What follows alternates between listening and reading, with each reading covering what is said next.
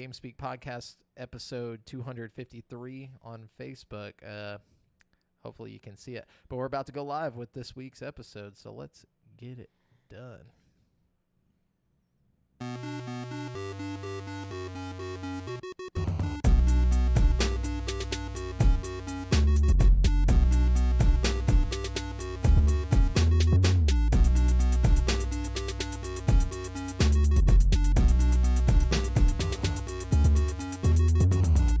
Yo, and hello and welcome to the 253rd episode of GameSpeak Podcast. New episodes go for free feed subscribers every Wednesday in audio format on Apple Podcasts, Stitcher, Google Play, Spotify, and all of your favorite podcast platforms, as well as in video format on YouTube so you can see us in stunning HD, where we need you to hit subscribe and click that notification bell. We are now streaming live every Monday at 7:50 p.m. CST on twitch.tv/GameSpeakPodcast, youtube.com/CreateForSanity, and facebook.com/group/GameSpeakPodcast if you want to catch the show as it happens before anyone else. Also, be sure to join the community in the GameSpeak Podcast Discord at dsc.gg/GameSpeakPodcast to hang and talk games with other nerds like us. This show is two childhood BFFs and a brand new BFF bringing you all things video games. I'm one of your hosts, Jamel Al-Jafra, alongside Brent Berserker Bass. Oh, I like that. Alongside Devin Double Down Mayer. Yeah, Okay. double it There you down, go. dude. Double it Okay, down. okay. Doesn't that sound kind of cool? It does if You you don't double think down of Sounds like a penises. Sounds like a whoa, we just gotta go that direction. Every time Why do Devin, we have to bring penises into this? Hold on. God damn it, Jamel. every time Devin's name gets brought up, it's like Devin Dick Mayer. He just thinks of Look, dicks I was instantly. thinking double down, like he's rolling the dice on life. I'm gonna say it seems like I'm a risky guy. Yeah, like a risky dude. Yeah. Yeah. Like he's For betting real. it all. Yeah, nothing about No, dicks, yeah. Jamel. There's no dick in that. Yeah, I don't know where the dick I don't know where it came from. No. Anyways, welcome to GameSpeak Podcast. I just want to somehow relate everything Brent says about Devin's name ever since that first. Look, okay, I had a little run there. Yeah, it was a good one. Okay. It was a good one, but I had to ruin it. Just kidding. No respect just around kidding. here. No respect. None of it. So what's up, guys? What have y'all been? I know what y'all been doing the last week, but what have y'all been doing? Wow. Do you Drive know by what I've been Joe. doing? No, That's not even how you spell my last name. Okay. Whoa. no, he's saying you're the mayor. Yo, No. it's 2022, guys. Yeah, Let's get real. Not that it's a bad Wow. thing. No. Anyways. But anyways, So, yeah. What's going on, guys? What have you guys been doing? I'll tell you what I've been doing. You guys want to hear what I've been doing? yeah. What have you been doing? I've been doing a lot of stuff.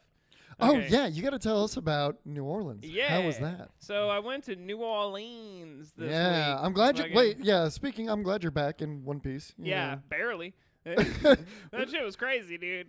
Yeah, I you hear know, it's pretty as to wild. be expected. Yeah, I think yeah. we knew what we were getting ourselves into. You know what I mean? So give us the deets. You get So- robbed? Nope. just kidding. No, well, not like at gunpoint. You know what I mean? But like, No, I don't know what you mean. Like, No, what I mean, just not like in like the literal sense, but like there's some expensive shit going on down Oh, there. okay. Let's just yeah, say yeah, that. everything's you know what inflated. Yeah. It's, yeah. That's all I'm saying. For I their didn't- infrastructure, they need to lower the price. But we had a really good time. So like we left, like I worked I don't know, one like Tuesday night or something, and we left like after work, and we got to Lake Charles in the middle of the night. And like I go into the casino there. We stayed at the casino. We stayed in this really nice room. My girlfriend has this habit of like getting us rooms and then like somehow talking us into like mega suites by like we check in and there's like one thing on the docket that like she'll book through like booking.com or something, right?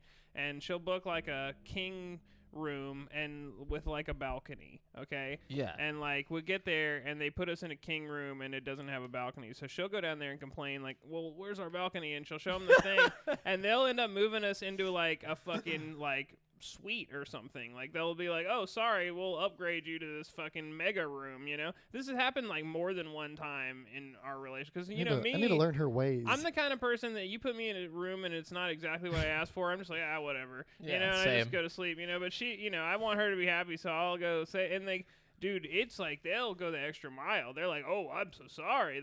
So they put us in this fucking room. It's like two whole gigantic hotel rooms like attached together with this big bathtub like in the middle of the room in this bathroom. What the fuck? And like it's got like I counted 4 flat screen TVs throughout the hotel room, and it had this huge balcony on like the 80th floor of this, like, it was stupid. Like, and we on the 80th floor. We paid the same price we would have for like the whatever room she was originally going to get us.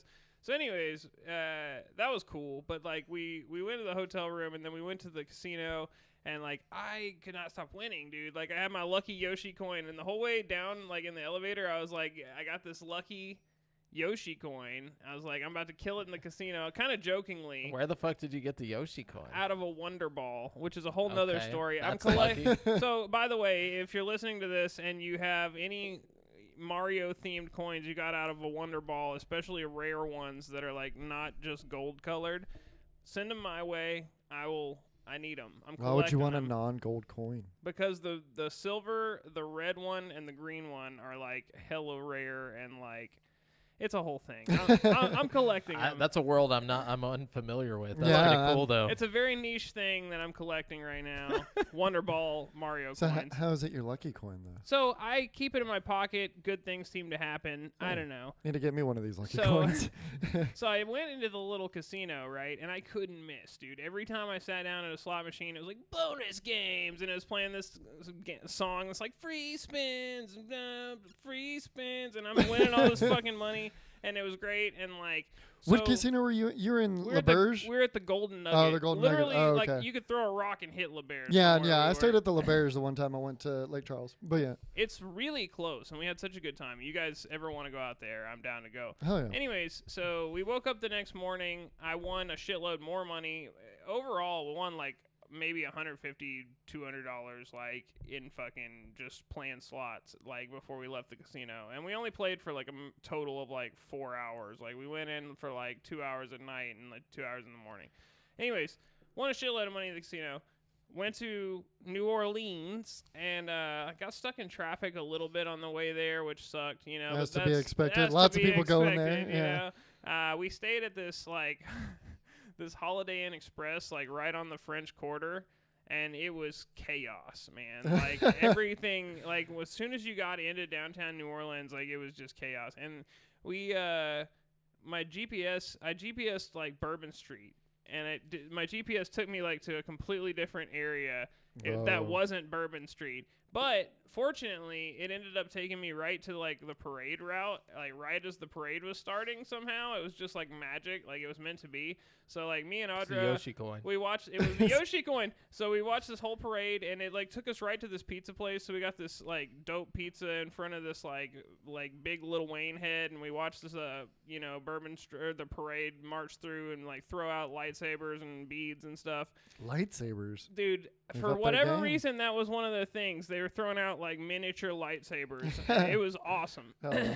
And so anyways, we watch the parade. We go to Bourbon Street. There's tons of like live music and stuff. And like we ended up getting really, really, really drunk. And like we went back to the hotel. And like our plan was to like wake up the next day and like do a daytime New Orleans, you know, do Bourbon Street again in the daytime, but with A little too donuts. hungover.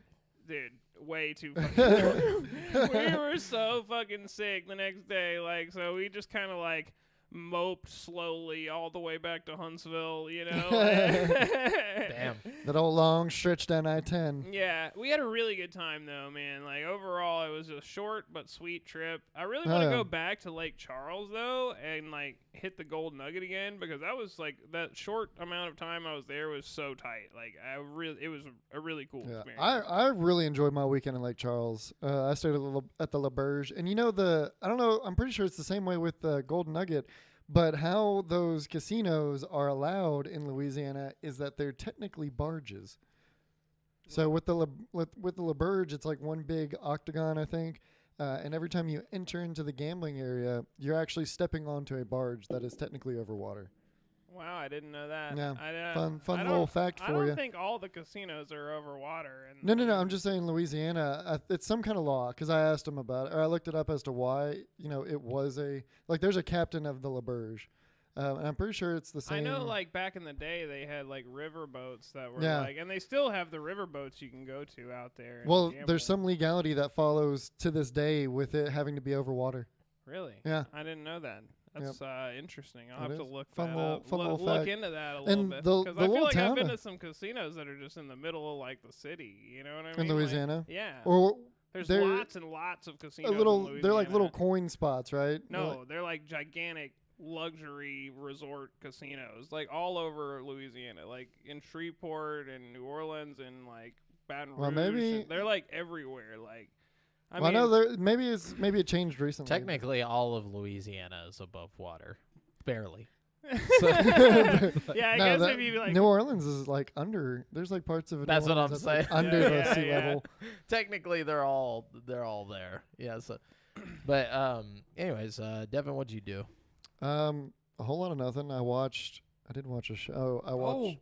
sorry, so you talk about watching shows. Sorry, Oh, did you finish it? I didn't finish it, but shit's getting fucking real as fuck. Dude, tell me it doesn't get your heart racing, dude. Yeah, man. You're holy like, what's shit. gonna happen? I don't know, man. Yeah. They're just killing people and fucking. Okay, can I tell you where I'm at right now? Yeah, go ahead. Okay, don't ruin anything. He's talking about Hunter x Hunter, by the way. Yeah, Hunter x Hunter. Like Brent's journey. Yeah. best show ever made.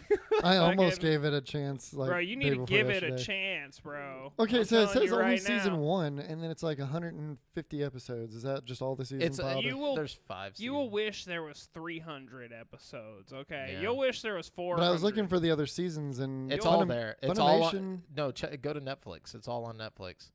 It's literally the whole show's on Netflix. Okay. Yeah, I'll tell you this though. By season 5, you'll have this overwhelming sense of dread in your heart, knowing that you're about to be done, knowing that you only have one season left, and you've been blasting through it like a season a week. It's like the most heart wrenching thing, knowing it's about to be over. It's like the Harry Potter books. It's like it's like a It's journey, called post. dude. Yeah, it's like post whatever. It doesn't have to be anime, but post like Partum. part. Yeah, it's like when you leave it and like you're like, oh my gosh, how do I go back to normal after this? Like, But anyway, so shit's getting real. So basically, Kite got his arm chopped off by the fucking queen, or by the not the queen, by like too. the. Dropping spoilers here. Oh, I'm so sorry. Fuck.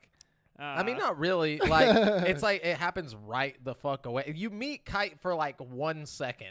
Like, Yeah. he just appears. Like, Anyways, yeah. So he got his arm chopped off, but I'm not writing too much into that, considering how many arms we've seen get chopped off in the whole entirety of the show, True. and then everybody's just fine afterwards. Like Hisoka's got his arm chopped off, and Gon's got his arm exploded off That's at one bungee point. gum, though. You know what I'm saying? No, I'm just kidding. he used nin stitches to like yeah. fix it, and then angel's breath. But it's like. I don't know. I'm sure, and I think that's gonna. Okay, so I think the crazy bitch with the like, the eyes. I think not the one with the hair. Yeah. You know what I mean? But the Mhm. the one that's actually scary. The like. P2. Yeah, The ca- P2. the The cat cat ant. bitch with the chopsticks. You Fucking- can't. I've Haven't- met the other Kingsguard too. I haven't met the third one yet, but I've only briefly met the moth-looking guy that Oh, came yeah. out, and he was like, "Hey, what's up?" Yeah. And he was like, "I'm the other king guy." He's like, "I can read your thoughts," and she's like, "I don't like that," and he's like, "Oh, too bad." I always forget his name. Me too. He's like my least favorite character, but like he's still good. Like out of all the characters, Yeah, he's still I like good. I like the whole ant hierarchy that's evolving, and like Oh, shit, dude. everything about the ants is super interesting. And like Colt, I think he's gonna get super powerful at some point soon. We know he can use Nin after he got punched by the one dude. Fucking, we got Jackrabbit guy who's got his little vendetta, and he's punching all the other dudes, making them have Nin. The cheetah guy. The cheetah guy. And so, man, okay, so much has gone down. We lost the fucking bee girl. We saw what's his name get his memory fucked with. Man, there's so much going on. Yeah, But, it just gets brutal, like out of Yeah. nowhere. Like it like starts. extraordinarily brutal. Like Mhm. like Greed Island had a few moments that were like, okay, that was a little bit violent, Yeah. But like, dude, like off screen even. I'm at the point where I'm like worried for like the dude with all the little puppies that they're fighting right now in their training. I'm like, dude, if they start murdering all these little puppies, I'm gonna be so sad, bro. Like fucking. I was sad like- about the horses, like, and they didn't didn't even show the horses, like, really. You know what I'm saying? Like, whenever the ants whenever first he's start eating eating the horses and he's all, yeah. No, I didn't really care about the kids, but I was like... Bro, the kids, I was not ready for that. My girlfriend was, like, watching and, like, you know, where he hits the snake. And she's like, "Oh, this is dumb." And then like he comes in and just fucking massacres the fucking kids, like just straight eats them, dude. And like the mom's like, "My children," and like, dude, it's just it's it fucking gets fucked, brutal. dude. Like but it's also like, I don't know. It's interesting because like the opening for like 5 seasons, it's been like fantastic beasts, monsters, blah blah blah about monsters, and like you've only seen like 2 monsters the whole show. You know what I mean? Like you get an answer to a lot of that like in the last season. So like, and not to spoil anything, it's not really spoiling, but like I feel like they started the show or like the anime, like you know, the dude writing it started it with like all these ideas, and then just this came out, and he was like, okay, this is great. You know, I'm going to keep going with this. Like, I don't think Nin was even a thing until he got to the part where he's like, how do I explain, like, how do I make him stronger? And he's like, yeah, I got an idea. And then he starts working on that. And then, like, he kind of just goes at, like, whatever comes to him. The Nin really is where I feel like when they introduce Nin into the show is when it turns from, like, an interesting, like, Dragon Ball Z type show into, like, a Death Note type show. With, its own set of rules and parameters that evolve over time and are consistent throughout. You know what I mean? Like, absolutely. It's really a smartly written, excellent show. I'm sorry. I'm having so much fun with it. I can't wait to finish it and kind of like really have a deep talk about it. Mm-hmm. But yeah, and one more thing. I bought one of those blue PS5 controllers. Anyways, that's it. That's all I'm done. I'm done talking. Anyways. Oh, and I got my tax return. Holy fuck. Have you guys got a tax return yet? No. Fucking ball out, dude. The government's being extra generous right now. Holy shit. They kind of, yeah, we'll see how it goes with me. But, yeah. Are you contract labor? Do you have to pay in? Technically, I don't know. Yeah, there was like a part of my like I don't know if I should even talk about this on a Probably video. not. Yeah, let's not even talk about IRS. Anyways, IRS, I did my taxes correctly. No, but, correctly. Other than a lot of gaming, I watched this second season of a show that many people probably don't watch. It's the Raised by Wolves on HBO. No, isn't that the one that's done by Ridley Scott? I'm not sure, but it would make a lot of sense. It's like a sci-fi. Yeah, that's the Ridley Scott show. If it's an HBO show, maybe that's why it's good. Good. Yeah, no, I mean I think it's good, but I haven't really heard any like friends or anyone else like watching it. It might be one of those that's gonna have take a second to take off. You know, I feel like when Westworld first came out, nobody was talking about that. Dude, I was on Westworld immediately. Me that too. shit was that so shit good. was so tight. Oh god. But yeah, Raised by Wolves. It's a pretty good show if you like a sci-fi like. Humanity kind of starting over on another planet type shit. Go check it out. I'm gonna have to redo my subscription to HBO, or totally watch it legally some other way. Yeah, IRS. I also went to a wedding Friday, so that was fun.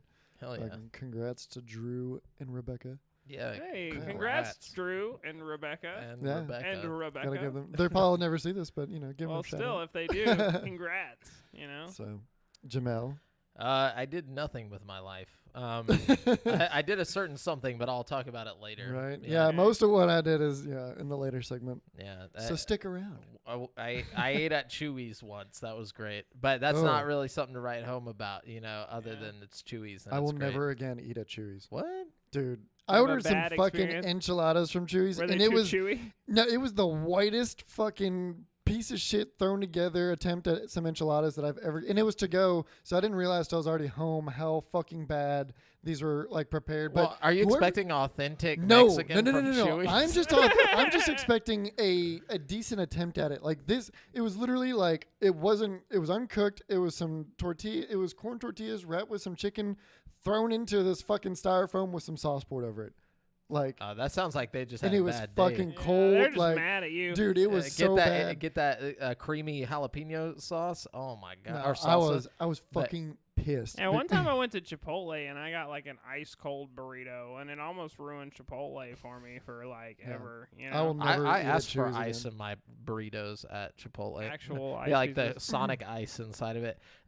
Yo, Drive By Joe, I don't know what inventing Anna is. I've What? seen the ad, the like preview for it. It's What is like that? it's kind of like Catch Me If You Can, but like the girl version. You remember that movie with Leo DiCaprio, and he's Yeah. like, I never The watched pla- it, but I doing all the- remember like the All the cover fraud. of it where there's like an arrow going one way and then an arrow going the other way, and And it's he's like walking one way. yeah, and well, then basically this guy pretended to be a bunch of different people and was like super successful And at like it cashing for a while. bunch of I'm pretty fraudulent sure. checks. I don't know for a fact, but it looked like from the preview that this is kind of like the girl version of that. so she's like To an cashing extent. checks. I like- don't. I know she's balling out from like lying. That's what the preview implied. You know what I mean? So I don't really know. I It can looked tell pretty you good. what. Eventually, she's gonna have to pay the piper. You know, you don't just get to go around. You don't just get to go around balling out. Yeah, on lies. But anyways, let's get into the video game news. Just so you guys know, we are using articles from gaming news sites from around the web, and we do not claim any of the articles as our own. We are simply bringing them all here. So I have like 3 that deal with Elden Ring.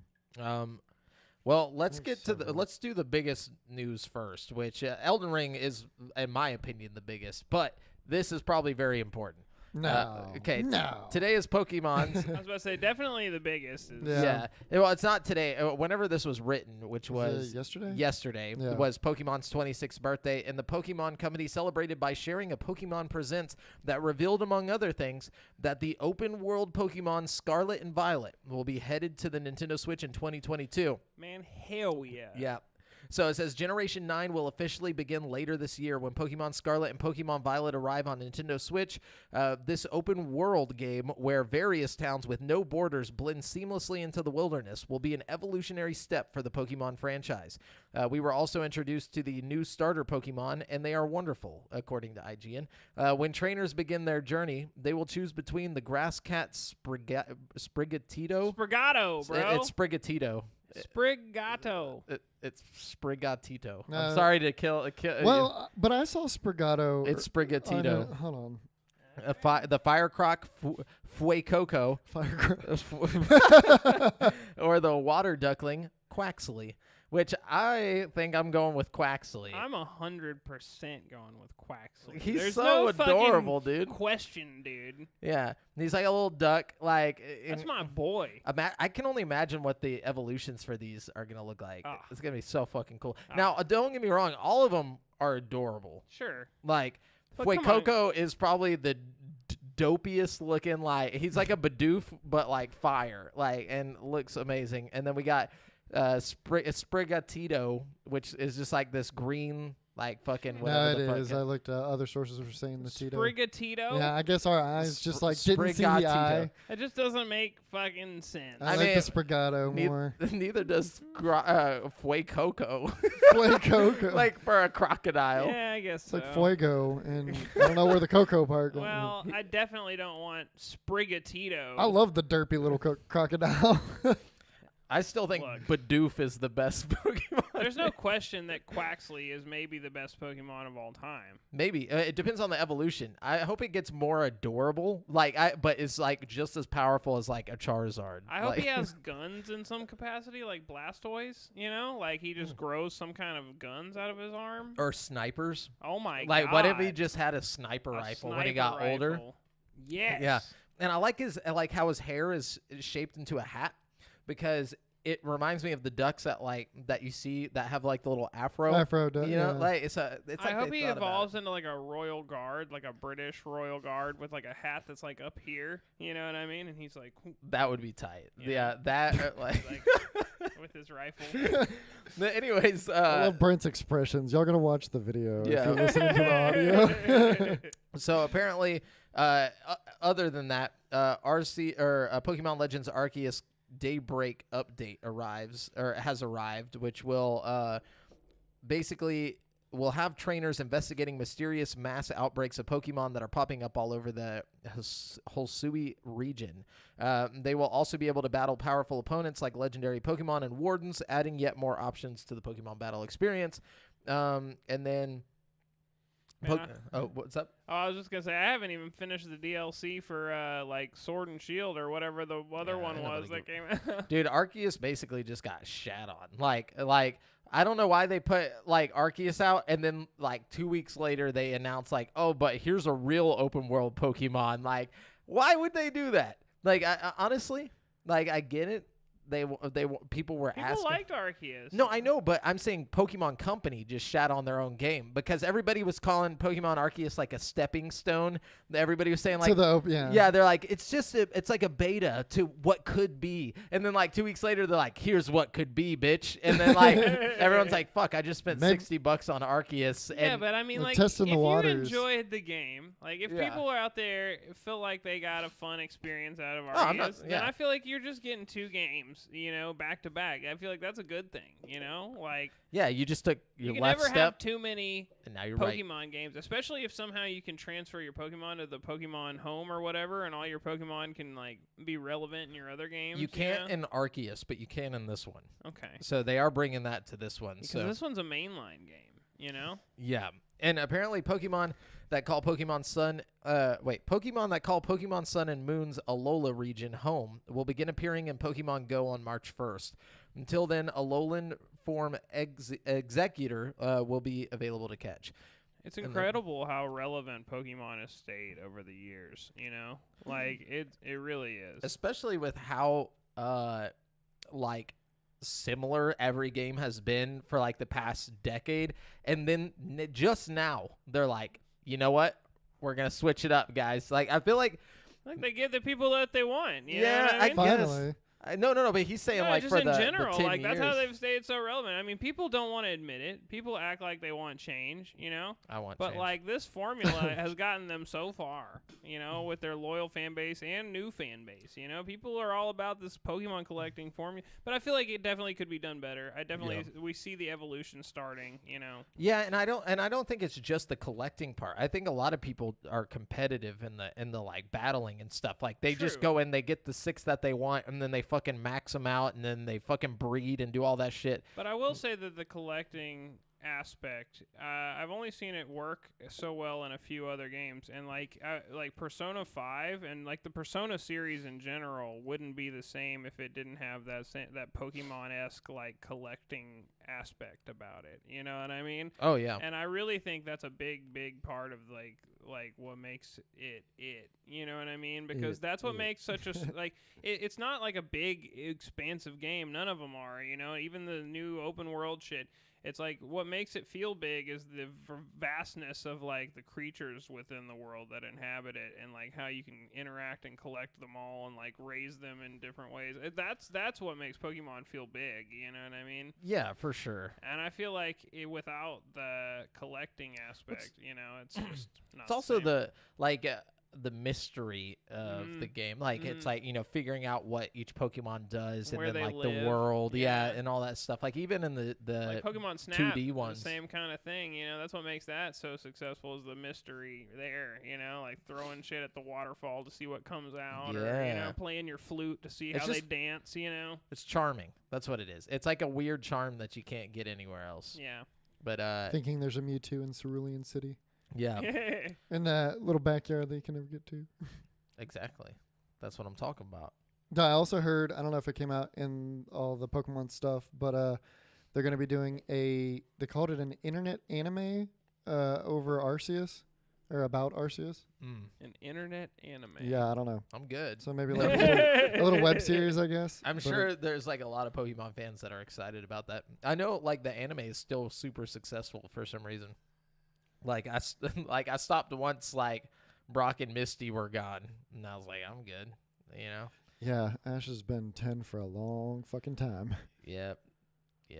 That's another thing I like about Hunter x Hunter is you see Gon get like physically older as the show goes on. You know what I mean? Like his limbs get a little bit longer and his like muscle. You know what I mean? Like I don't know. And mentally too, Yeah. like you see them change like over time. It's not just like I'm gonna be the best and like never becomes the best.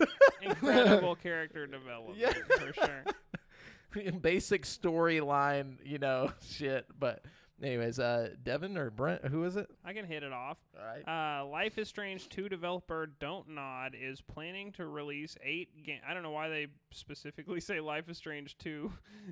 They've developed tons of games. Life is Strange 2 developer Don't Nod is planning to release 8 games between this year and 2025, only 2 of which have been publicly announced. It is publishing Danish studios Portaplays Gerda, A Flame in the Winter, and a new title from studio Tolima, along with working on 6 other in-house projects. While the 6 other projects are unknown, Don't Nod's 2021 business review provides some hints of what they could be. Don't Nod says that it wants to strengthen its production capacity in the action RPG segment of the industry. In order to do so, the company will launch a new production line dedicated to this segment and ramp up the development of Project 8 with Focus Entertainment. Additionally, Don't Nod's Montreal location is working on a multi-project division focused on creating strong narratives. The minds behind Life is Strange will be in charge of it. Don't Nod might also continue looking externally for new collaborations, possibly publishing titles from other studios.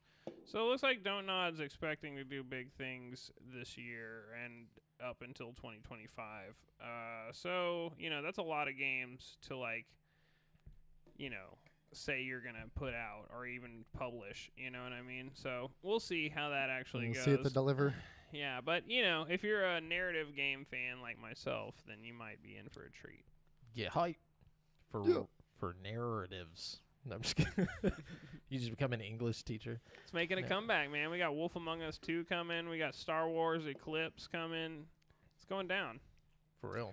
So, to no surprise, Elden Ring is currently one of the best reviewed games in modern history. Logan. Not in ancient history, though. Back then, games were. Yeah, you should have seen that shit. The Egyptians back then, dude. They liked any game. No, fucking Elden Ring has been one of the gaming community's most anticipated games for years, and its review scores appear to be living up to the hype. Right now, Elden Ring is one of the highest scoring games on Metacritic and OpenCritic. The two websites compile scores from various outlets, giving an average score that's usually a pretty good indicator of the general critical consensus of a game. Paid shills, bro. No, I'm just kidding. All of them. Well, we shared one picture on the Discord, and it was just like 10, 10, 10, 10, 10, 10, 10, like across the board. Yeah, it's nuts. And so it's up there with like Breath of the Wild and shit on Metacritic. So that's literally over on Metacritic. The PlayStation 5 version of Elden Ring has a score of 97, tied with the likes of Zelda, Breath of the Wild, Grand Theft Auto 5, Metroid Prime, and more. Only 4 games have ever scored a 98, and The Legend of Zelda Ocarina of Time stands alone at 99. And on OpenCritic, Elden Ring is currently tied with Super Mario Odyssey for the highest rating on the website at a 97. God damn. So that's pretty crazy. And I mean, getting a lot of bad. Don't give opinions yet. No. I was just gonna say. I said it's not not too unwarranted. Yeah. But I was gonna say we need to make. Everybody out there watching, you have to wait because we got a lot to talk about. It's still a Souls game, though. If you go look on the Metacritic and read all the salty user reviews, it's fucking hilarious. Everybody's people who picked it why up is this game 10 out of 10? It's so fucking hard. I don't understand. So it's because you have not gotten good, sir. The map doesn't have anything on it.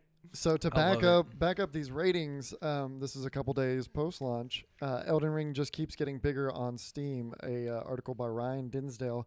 Elden Ring has already dominated the gaming sphere since it launched on February 25th, and at least on Steam, it's only growing in popularity.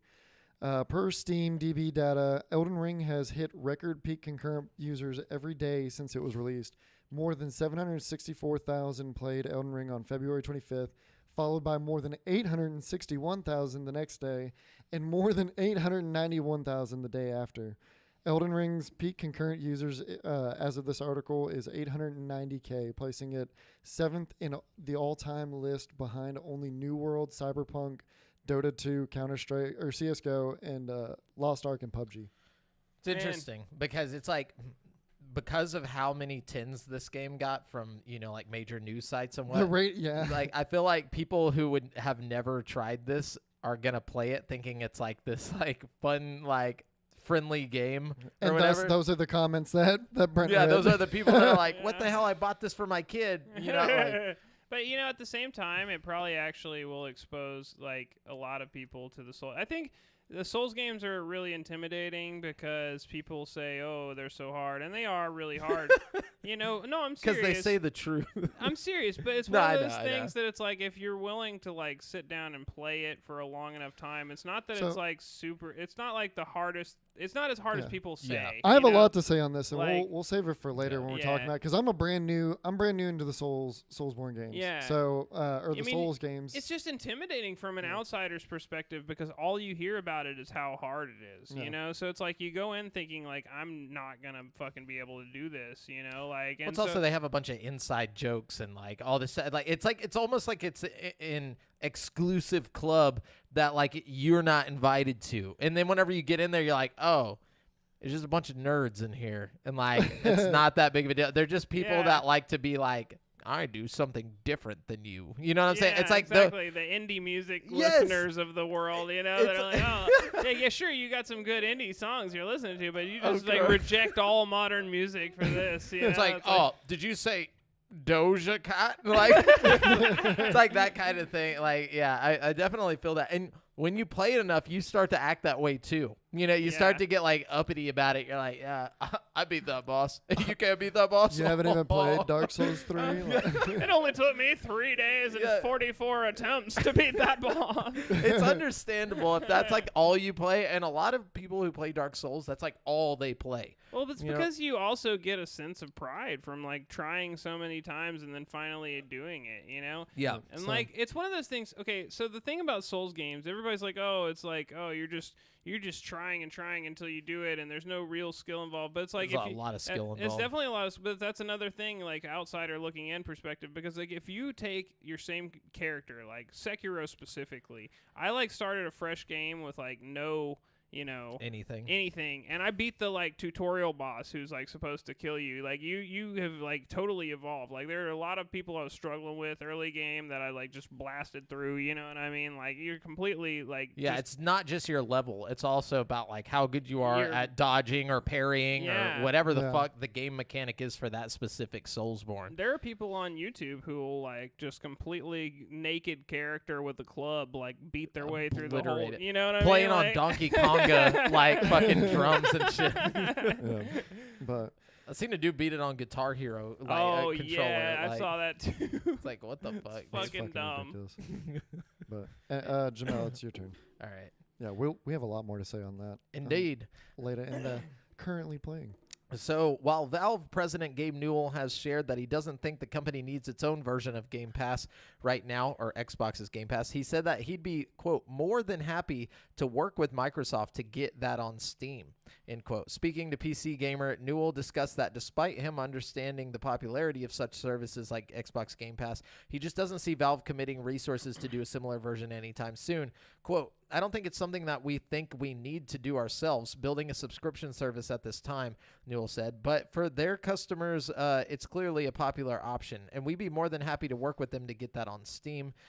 He also talked about getting it on the Steam Deck, basically. Very cool. And speaking of Elden Ring and Steam Decks, I've seen videos of the Elden Ring running really well on the Steam Deck, which is one of the few No places where shit. it seems to run well. Dude. So That'd be dope. taking it on the go. Yeah, man.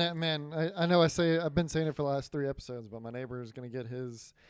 He got an email saying it's gonna be Q2, so it could be anywhere Okay. from like I need to check my email. April and I on. put So it'll be a 5 little while before I down get my on hands one a on it. while back. So I Okay, don't- so he didn't talk about it being on Game Pass. It just the fact that it's if Microsoft is cool about it, which they typically are, and they do put Game Pass yeah, why into Steam, not? it will be on Steam Deck because it's part of Steam. So it'd just be tight. Yeah, that makes sense too. Anyways, Brent. All right. Let's see. Fans of Obsidian's lone modern entry in the Fallout franchise could be getting their dream game sometime in the future. In the latest episode of his show, Grub Snacks, on our sister site, Giant Bomb. This is from IGN. It's from GameSpot, sorry. Yeah. Jeff Grubb claimed that there are ongoing talks at Microsoft that could lead to Obsidian creating a sequel to Fallout New Vegas. In the episode, which was yes. transcribed by VGC, Grubb said, "This is very early, but people have begun to have talks and say these words and sentences, and these words are Obsidian and New Vegas too." It's like whenever they first like got there, like they're like, "New," and then like some dude was like, Vegas. Vegas? And he was like, "I played New Vegas." He's like, "A full sentence." Someone's like, "Obsidian?" Anyways, 2. So yeah, it might happen. You know, it sounds like it's in early discussions. Oh my god, that'd be so Could be dope. pretty cool. Man. Could be pretty cool. We did say this is just like a no-brainer like a while ago. I mean, it's okay. Both of the studios, they've got Obsidian and fucking Bethesda now. They would be completely idiotic to not make a sequel to one of the most like renowned open world RPGs. Like, Yeah. everybody loves New Vegas specifically. Even people who don't like Bethesda or Fallout games or claim they don't like Fallout games loves New Vegas. Yeah, dude. You know, they'd just be dumb if they didn't. And do it's this. it's perfect timing for it to come out in between major installments of the Fallout series. I don't think it's coming out anytime soon. No, but like what was the multiplayer one? Was a fucking 76. Yeah, 76. I can't even remember the fucking name of it because it was so bad. It wasn't So, the like- worst game ever. There's still a lot of people that play Fallout 76. It's constantly getting updated. yeah, it's one of the most like ridiculed things of Bethesda's. It is the most ridiculed thing of Bethesda's though. Like if you mention Bethesda now, like that's like Sony Pony's main attack is like, "Oh yeah, you guys got Bethesda. What you gonna play Fallout 76?" And it's like, yeah, actually. Yeah, that's what I'm saying. Like, I It's not that personally bad. know a lot of people who like, I was in like a 4-man squad for a long time. I think that the trick with Fallout 76 is actually having people to play it with you. You gotta have know what friends. I have Yeah. no friends. Okay. Yeah. So- I feel that, and I don't really play it much anymore. But it's a lot Yeah. better with friends. It's not as it was bad. It was as bad as everybody says, but they did fix a lot about it. Even Yeah. when it first came out, I had my fun with it. Like, it was empty. There was definitely some to be desired, but they've Mhm. done a lot. There's NPCs in the world now. It's I don't know. Look, It's just a do lot right better. by us and give us New Vegas. New Vegas Give too. give the people what they want. Well, so to keep the trend going with Bethesda, Taylor Lyles over at IGN, Bethesda is retiring its PC game launcher and moving games to Steam. Thank God. Yeah. That shit was a calamity, dude. It was bad. If only Rockstar would do the fucking same thing, you know? Never. I mean, I feel like Rockstar doesn't have to.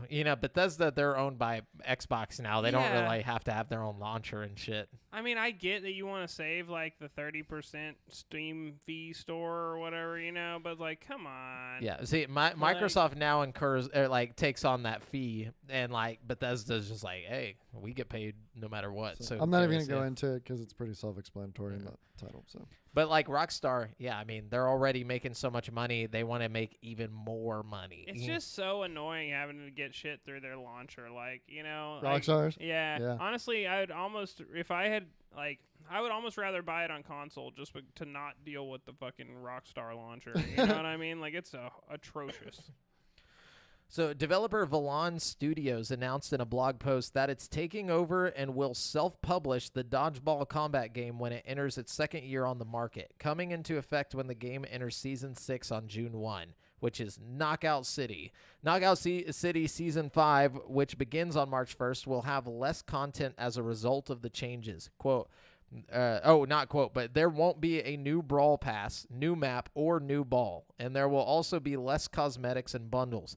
Now, Valan Studios said this reduction in content would be temporary, however, and things would return to normal at the beginning of Season 6.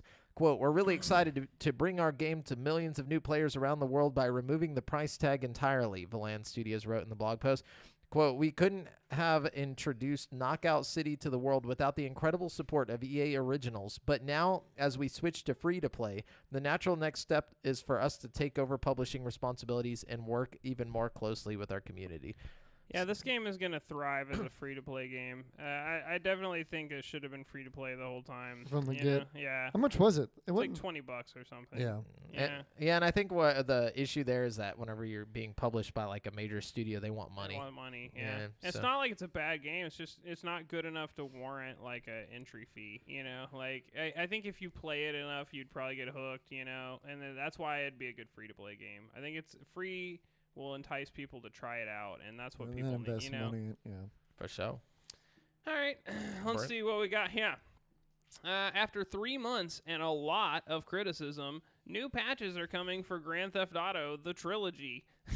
Oh, finally. While what the patches are intended to fix has yet to be announced, Rockstar has confirmed they will be implemented across all platforms. Good. The studio I mean, shared the update on Twitter earlier this morning, writing, "New patches are coming next week for Grand Theft Auto The Trilogy, the definitive edition across all platforms. We appreciate the community's patience and support." There was Yeah, definitely with- no patience nor support. And with the time that they took, they could have remastered the whole fucking thing. Like, That's like Yeah. whenever you like walk onto a stage and there's no one there, you're like the janitor and you're like, yeah. Like, you know, the things, it's like, we thank the community for all of their support. And there's like that one guy who's like, I still play it.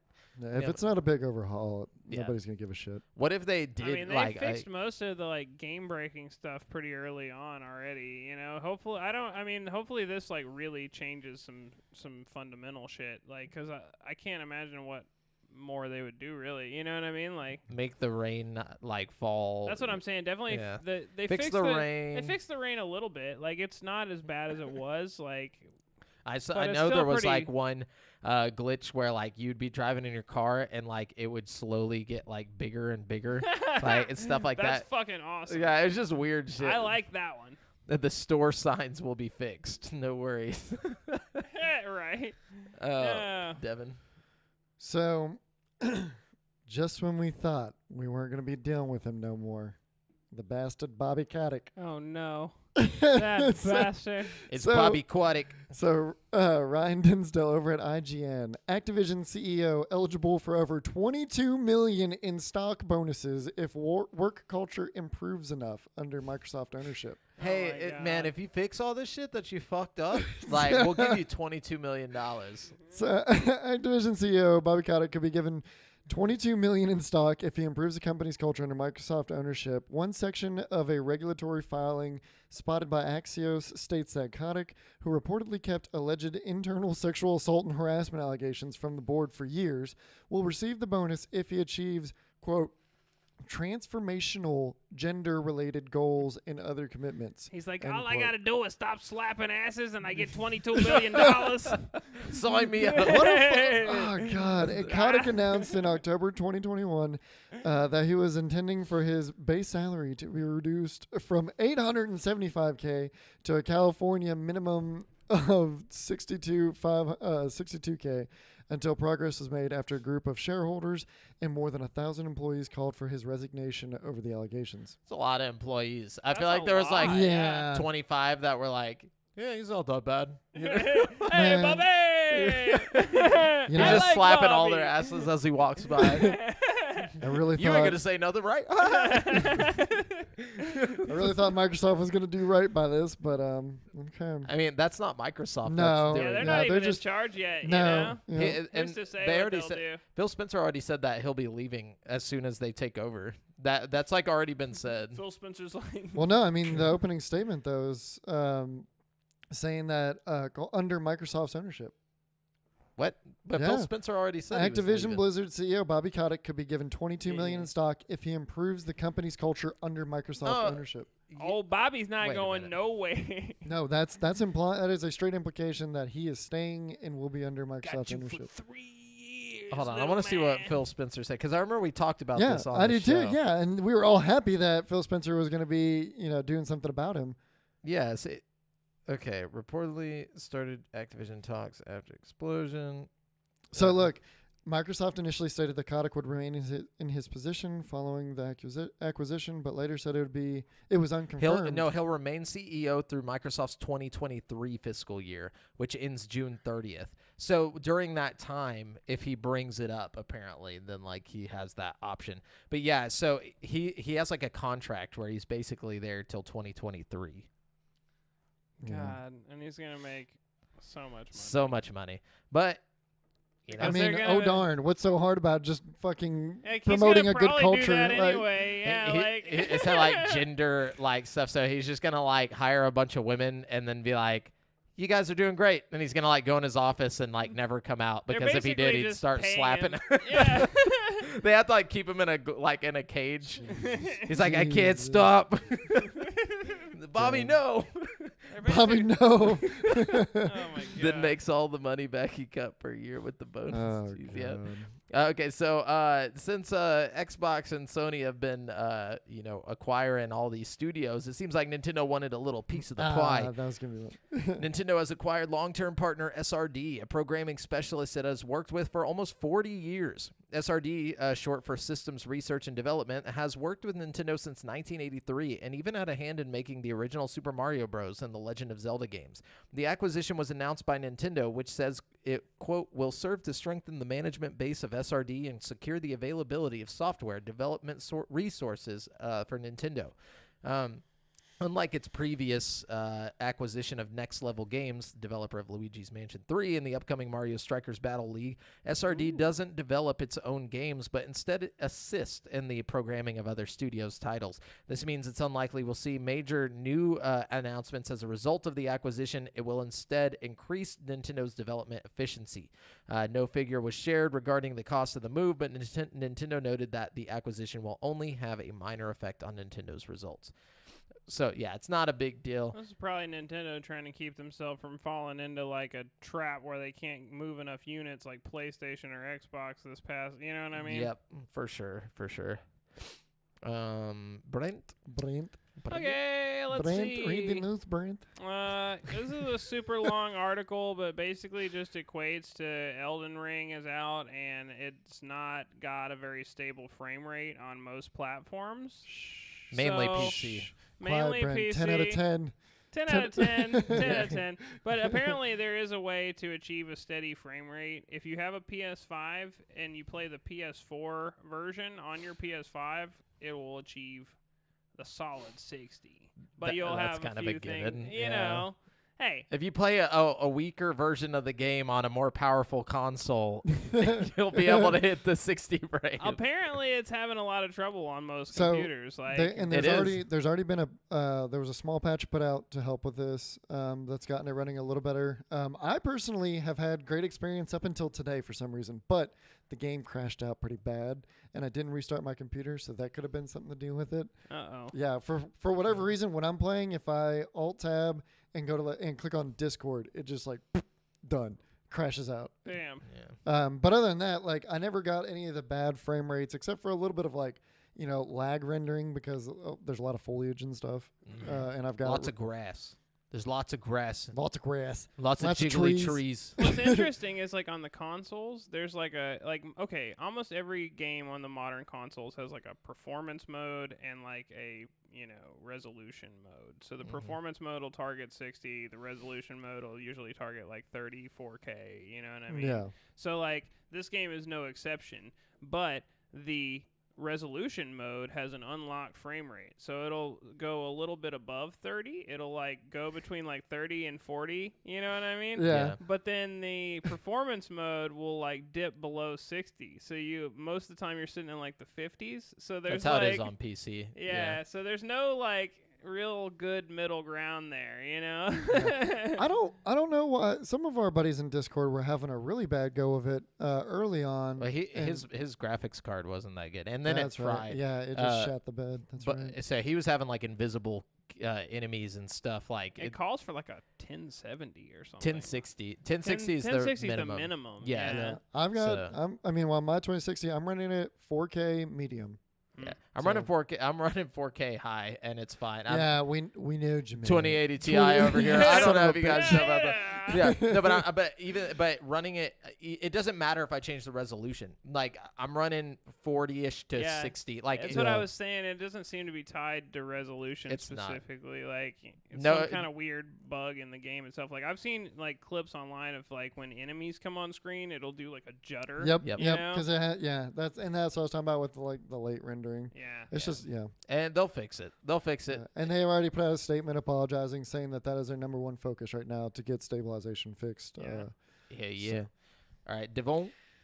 So, the potential start of World War III has been going on, as y'all know, and the games industry calls for support for Ukraine. We've seen a bunch of this throughout, streamers, even into the MLG, not MLG, but like esports. We've seen it deep into esports and everything. And Rebecca Valentine over at IGN, a number of Ukrainian game development studios, as well as members of the wider games industry, have spoken up following the invasion of Ukraine by Russia late last night. Russia's attack began with Russian President, Putin, et cetera. In response, Ukrainian developers, including Frogwares, they made the Sinking City and Sherlock Holmes, Tall Boys, Pandemic Express, Where the Clouds End, Vostok Games, and GSC Game World, Stalker and Stalker 2 have issued statements via their official Twitter accounts calling for Ukraine's continued independence and an end to the attack on their country. Both GSC Game World and Ukrainian esports organization Native Vincere have additionally called for the aid to Ukrainian army. And then, all over the world, we've seen a lot of support pouring out for Ukraine and whatnot. Even in Russia, you see protests in the squares and stuff, A bunch of them have been arrested, too. Yeah. Off to the gulags. Yeah. Masahiro Ito, the guy who created fucking Pyramid Head, was even posting about it and stuff, like the Japanese dude. And so, I know over in Japan, they're also calling for the same shit. So I think it's pretty worldwide. Yeah. It's interesting seeing like a global conflict like of this scale like breaking out in the day and age we live in, where everything's so like posted on social media. There's videos. Yeah, I saw a statement that said this is going to be one of the best recorded wars in history. Dude, for real. I mean, no joke. I mean, just because there's a lot of footage and everything floating around, but at the same time, it makes it feel more real though. Like it really connects everybody in the world to what's going on because you see it. You know what I mean? Like, but take everything with a grain of salt. Don't. There's a lot of footage that's being used and circulated. Maybe, but it's from like Arma 3, and then this other. Oh yeah, I've seen a lot of that where people are like, I can't believe this is happening, and you see all these planes flying over and fucking anti-aircraft, like bullets flying. I'm like, this is a video game, and like I'll go into the comments and people are like, this is Arma 3. Like, and there were some mainstream news sources that were circulating this footage. And it happened on 2 different occasions. Apparently, the Ghost of Kiev videos is from it's from like a realistic fighter game or something. And then the one that you're talking about, where you see like anti-aircraft guns, planes flying. I forget what they're called, but they're the ones that shoot like the freaking ropes of bullets. That's from Arma 3. The tracers, yeah. Wow. Yeah. So just you can tell the stuff. You can tell. You can, if you look close enough, you'll see the real from the fake. But there is a lot of misinformation out there. So just check your sources. Don't stick to one. Drive by Joe, I agree that the Russians can't play soccer no more. It's like, oh no. Oh, and I saw Pornhub shut down their ship for Russia too. Some Putin walks out and he's like, "We want peace."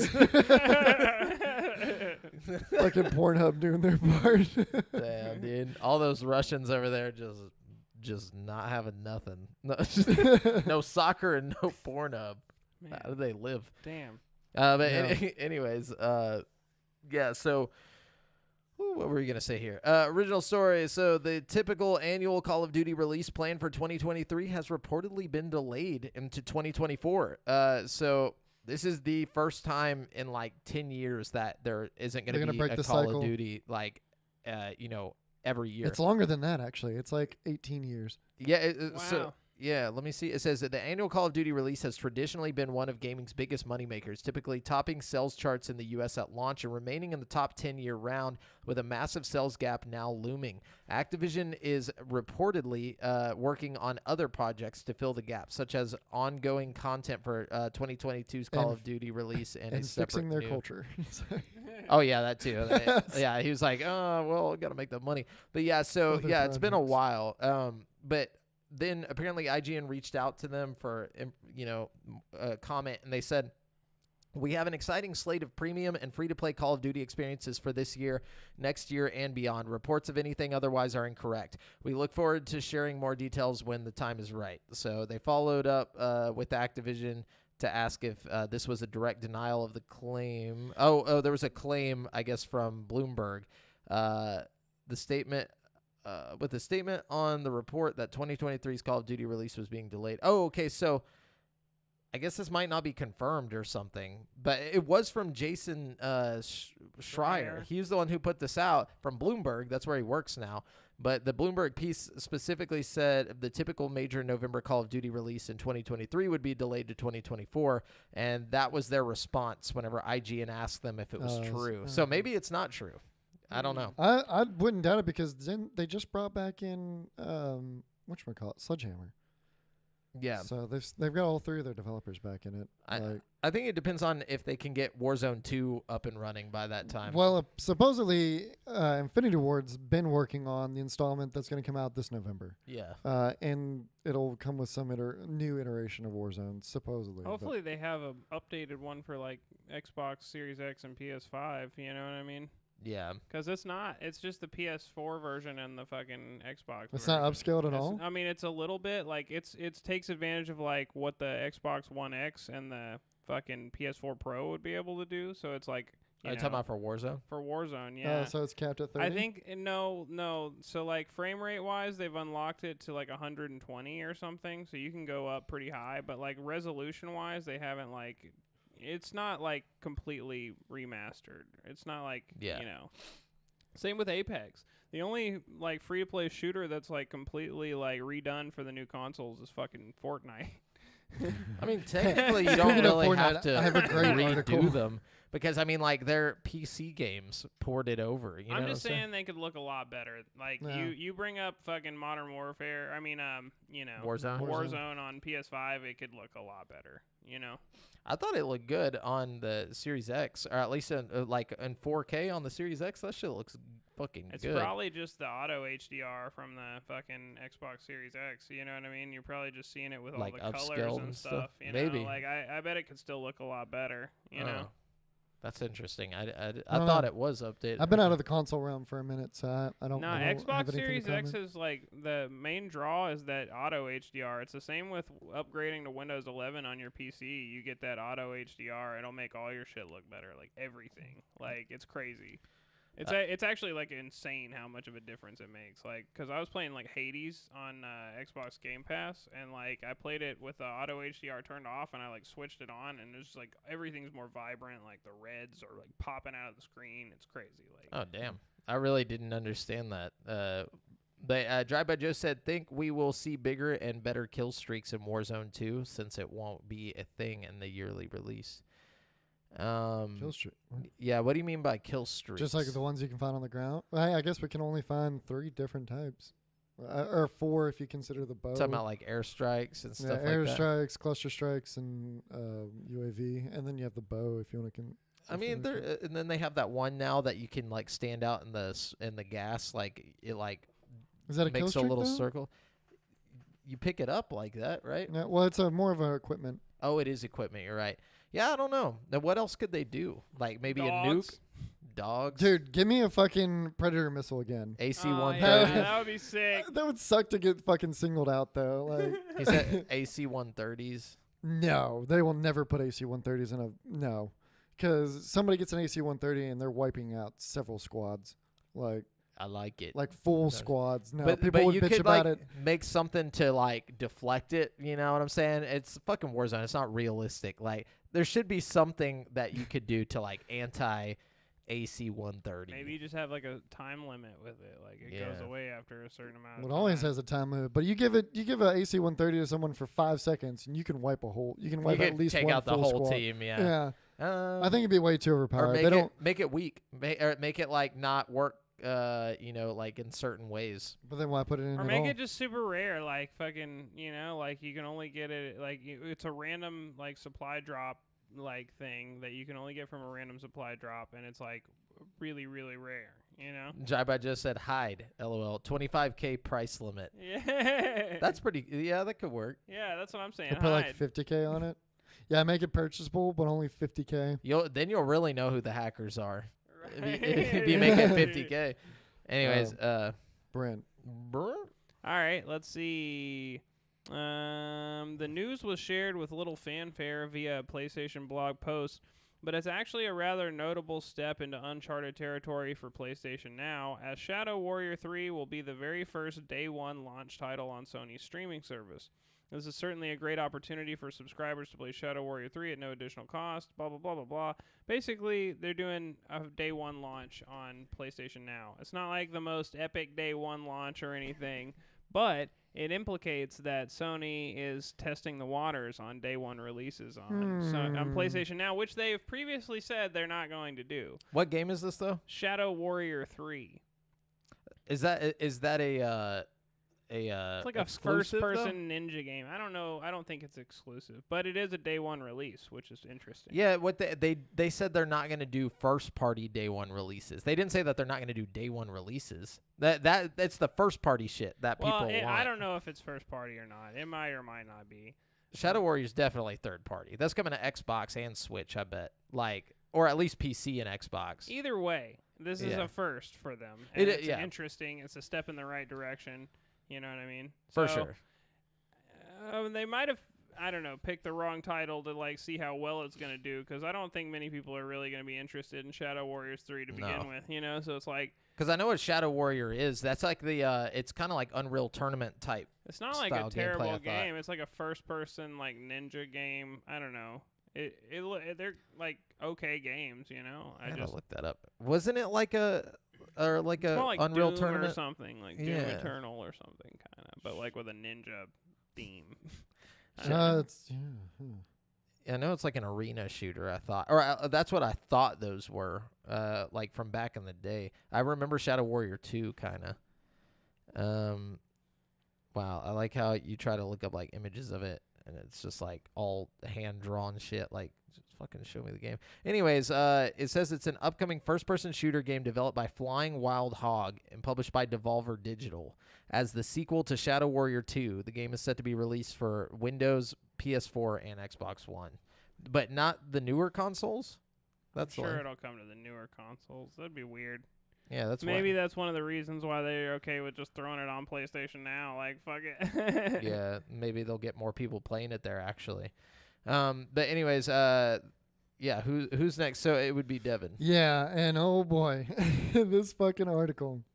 So Adam Bankhurst over at IGN, Marvel and Fortnite team up for a new comic miniseries with Spider-Man, Wolverine, Iron Man, and Shuri from Black Panther. Is that even a game anymore? Is Fortnite a game? I don't know. It's transcending. It's transcending all forms of media. Yeah, they're doing concerts. They got animes. They're doing a fucking comic book. What is happening over there? So, Marvel and Fortnite are once again teaming up for a new comic miniseries that will launch in June 2022 and star Spider-Man, Wolverine, Iron Man, and Shuri. And it looks like from the title picture, also a Fortnite guy.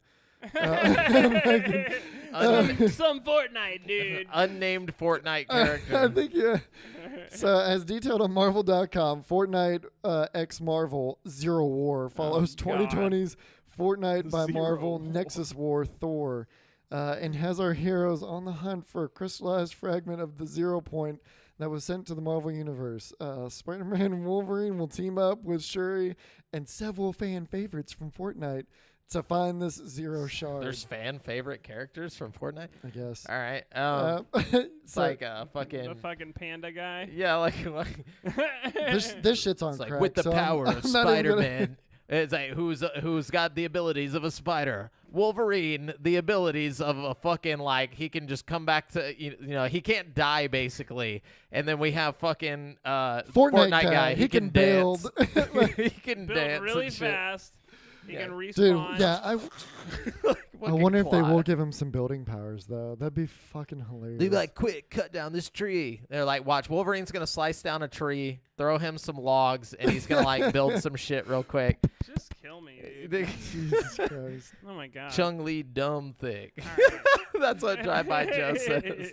Anyways, Brent, what you got? All right, here's some real news for you guys. Hey, that was real.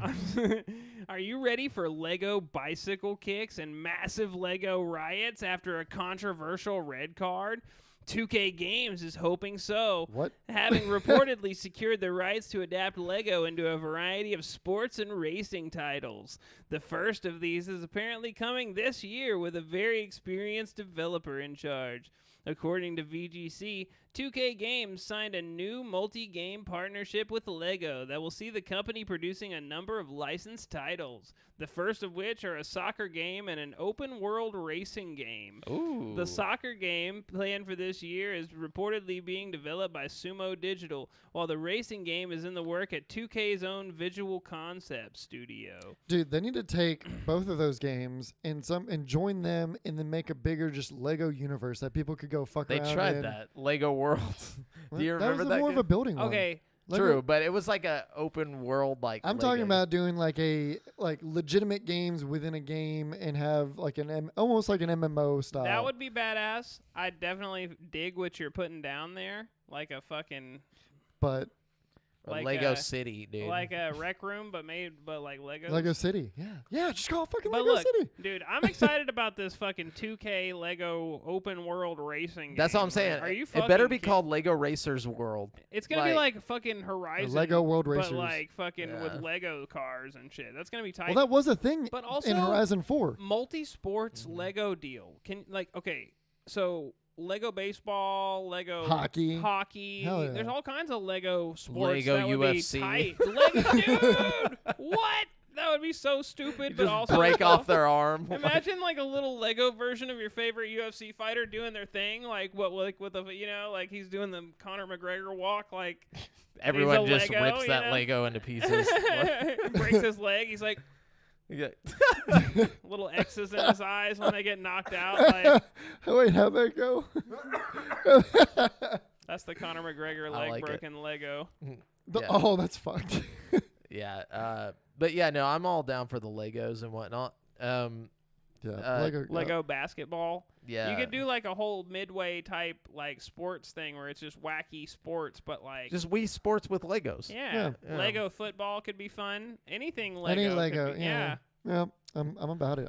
I'm totally for it. Devin, you got any more news? I do not. Brent, you got any more news? Man, so they revealed the PSVR 2. Yep. It's officially like we've seen what it looks like now. Physically. Oh, I thought we had with already our seen. eyes. No, we No. saw the controllers and we heard about it, but now But we never seen saw the heads. the actual headset. Yeah, we got the specs and the Yeah. controllers. That was Looks dumb. dope. We have the same Halo head strap as the original PlayStation VR, which I fucking love. I'm so grateful that they kept that design because it's honestly the best. Like way, Comfortability. it's so comfortable. You can wear the original one for hours, and they said this one is supposed to be lighter than the original one, which is already just incredibly light. Probably the lightest headset I've ever worn. So I wonder what it's gonna sell. What it's gonna go for.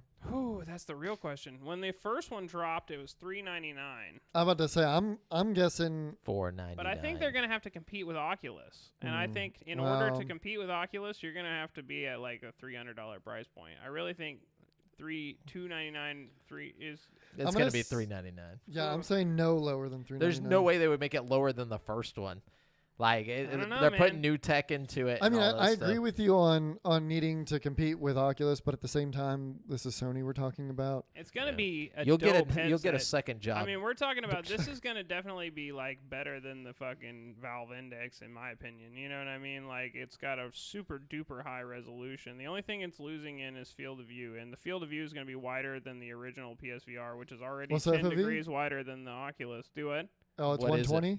No, I think the original PSVR is 110 degrees. And Oculus is 110 as well. Is it? I think. I think the Oculus. Hang on, let's look that yeah, up. I'll look it up. But the Index is like 140 or something, which is pretty good. But the new one is going to be like really good. I think it's like 120 or 130 on the PSVR 2. Either way, super hyped. I think it's going to be really great. Yeah. So I won't go into details, but Square Enix is disappointed with the performance of Guardians of the Galaxy. The initial performance. Yeah, well, the initial performance, and they said they're keen to expand sales over time, But yeah, overall they're not stoked with how much money they made off of that game. So Dude, it's only 90. what, the original Quest 2. the Quest 2? Yeah, that's what Yeah. I'm saying. And you can really tell the difference when switching from the PlayStation VR to the Quest. That was the first thing I noticed, was the narrower field of view, you know. Yeah. So this is going to be exponentially bigger. Like whenever going from like the Quest 2 to the PSVR 2 is going to be like fire. I might actually replay like Half-Life or something if they put it out on the PS, because dude, you already know they're going to drop Half-Life Alyx like within the first week of announcing the PSVR 2. It'd like, be smart you know if what I they mean? did. Yeah. I think they will. I mean, Valve wants to make as much money as they can and push fucking VR into the future. I feel like they're going to put it on as many platforms as it can run on. You know what I is mean? it already on? Like, Just I thought it was Steam. just on Steam. It's on Yeah. Steam right now, yeah. But like you can basically run every headset through Steam. Oh, okay. You know what I mean? It's not like, and it's very, very optimized for like Oculus and stuff. You know what I mean? Like it's not just like they made it to where it only works for the Index. You know what I mean? So I think they're Yeah, I honestly think that would be like a huge selling point. Like if they could get fucking Half-Life on there, like fuck yeah, that'd be crazy. Plus a few exclusives. You already know they're working some exclusives like the Oh, Horizon thing. Like, man. Anyways, let's see. Capcom has officially announced Street Fighter 6. We talked about that last did? week. Yep. Okay. Well, it's happening. Let's see. Oh, you know, we talked about Martha's Dead, what was censored. Yeah, Yeah. what exactly they I specified? found out everything. All that right, was show us the you censor. want the deets about Yes. what was actually the gory, censored? the gory. The next beats. part is rated M. Okay. You may have seen in some previews of a face-peeling scene making the internet rounds. That scene on PlayStation is no longer interactive, so we were Boo. right about that. Oh, no longer interactive. Yeah, Yeah, it's there. You it's just still can't there. cut the face off. You can still view it in the game, but it's no longer interactive. There's a scene which a character named Giulia cuts open Martha's womb is also no longer interactive. There's a player, the player can now choose to opt out of seeing the censored scenes while playing. Mentions of masturbation have been completely removed from the church chapter. The mention of it, like Yeah. somebody just like says the word, or like I guess so. This scene has had related voiceover and text removed. A the disclaimer: fuck? you might as well just not even play this game on PlayStation. I'm gonna go over there and bake a cake. A disclaimer at the beginning of the game has now been edited to be clearer on the content, and the safe in our world message, which used to appear at the end of the game containing a link for support, now also appears during the disclaimer at the beginning of the game. So there you go. Wow. It seems like Jesus. most of it, except for the masturbation thing, is just like taking away the ability for you to do the action. Man, you that's know what that's I mean? two of my favorite things: face cutting and womb stabbing. And Like masturbation talk. Masturbation talk. Yeah. What That's the like fuck? a weird thing that they are just like, you know what? No. Nope, But nope. GTA 5 can definitely be a game on our Yeah. on our system. You know, like whatever. Anyways, is that all the news? That's all the news. All right. So now that we're done with the video game news, we're going to jump on over to this week's releases, where I'm going to let you know which brand new games you can get in the next 7 days. Wait, I'm so sorry. Wait, Brent's got more. It's not news, but we got the free PS5 games for March. Did you get the free Xbox games? Yes, I did. I don't. Do we do that before or after the? hold on. kind of in the mix. Oh, I don't know. But My No, bad. it comes after this week's releases. Oh, okay, okay. Yeah, okay. Sorry. My, Go my ahead. bad, people. Oh wow. That's my Wow. bad. Look at Brent over here. Such organization. Wow. You know. No, just kidding. As you can trying see, my we're best here. professionals.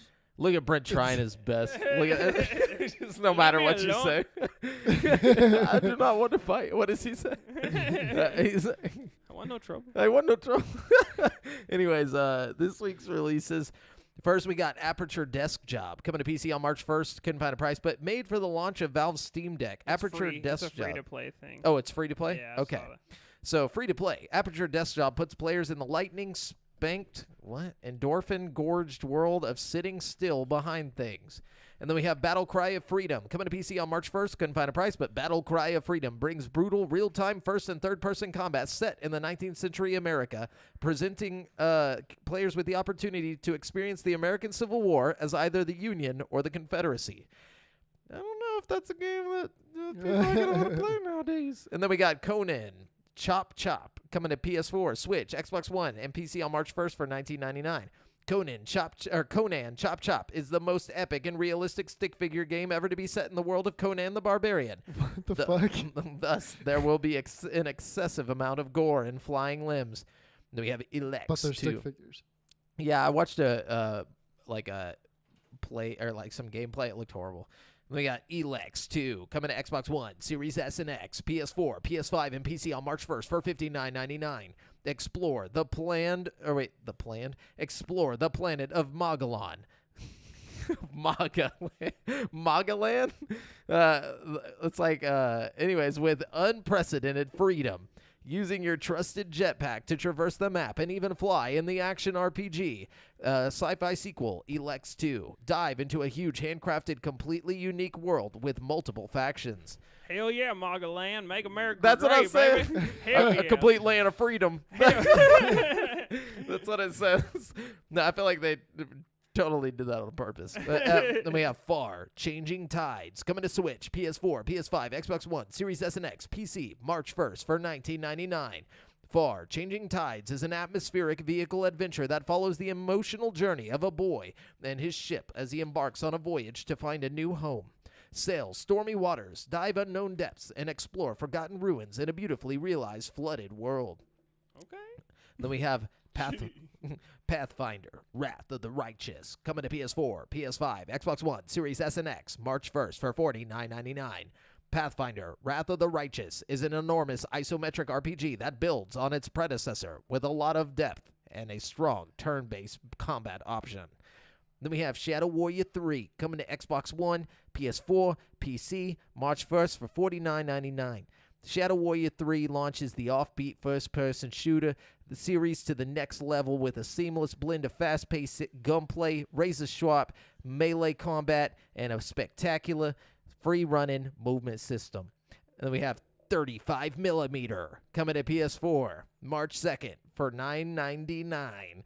35mm is a post-apocalyptic story about two travelers who set out on a long journey in the wasteland, left by people after the global epidemic. Collect supplies, food, batteries, and weapons. Solve quests and move forward on the plot, which has several variations in the final, depending on your actions. I think that means finale, maybe is what they were going for there. Yeah. But then we got Instruments of Destruction coming to PC March 2nd. Couldn't find a price, but Instruments of Destruction is a vehicle building sandbox featuring advanced physics-based destruction. Cool. And then we got Zombie Rollers. Then we got Zombie Rollers, Pinball Heroes, coming to Switch and PC on March 2nd for $14.99. Zombie Rollers, Pinball Heroes is the ultimate mashup of classic pinball and zombie defense with roguelike elements to ensure no two playthroughs are ever the same. Classic? When has this What been the done fuck? before?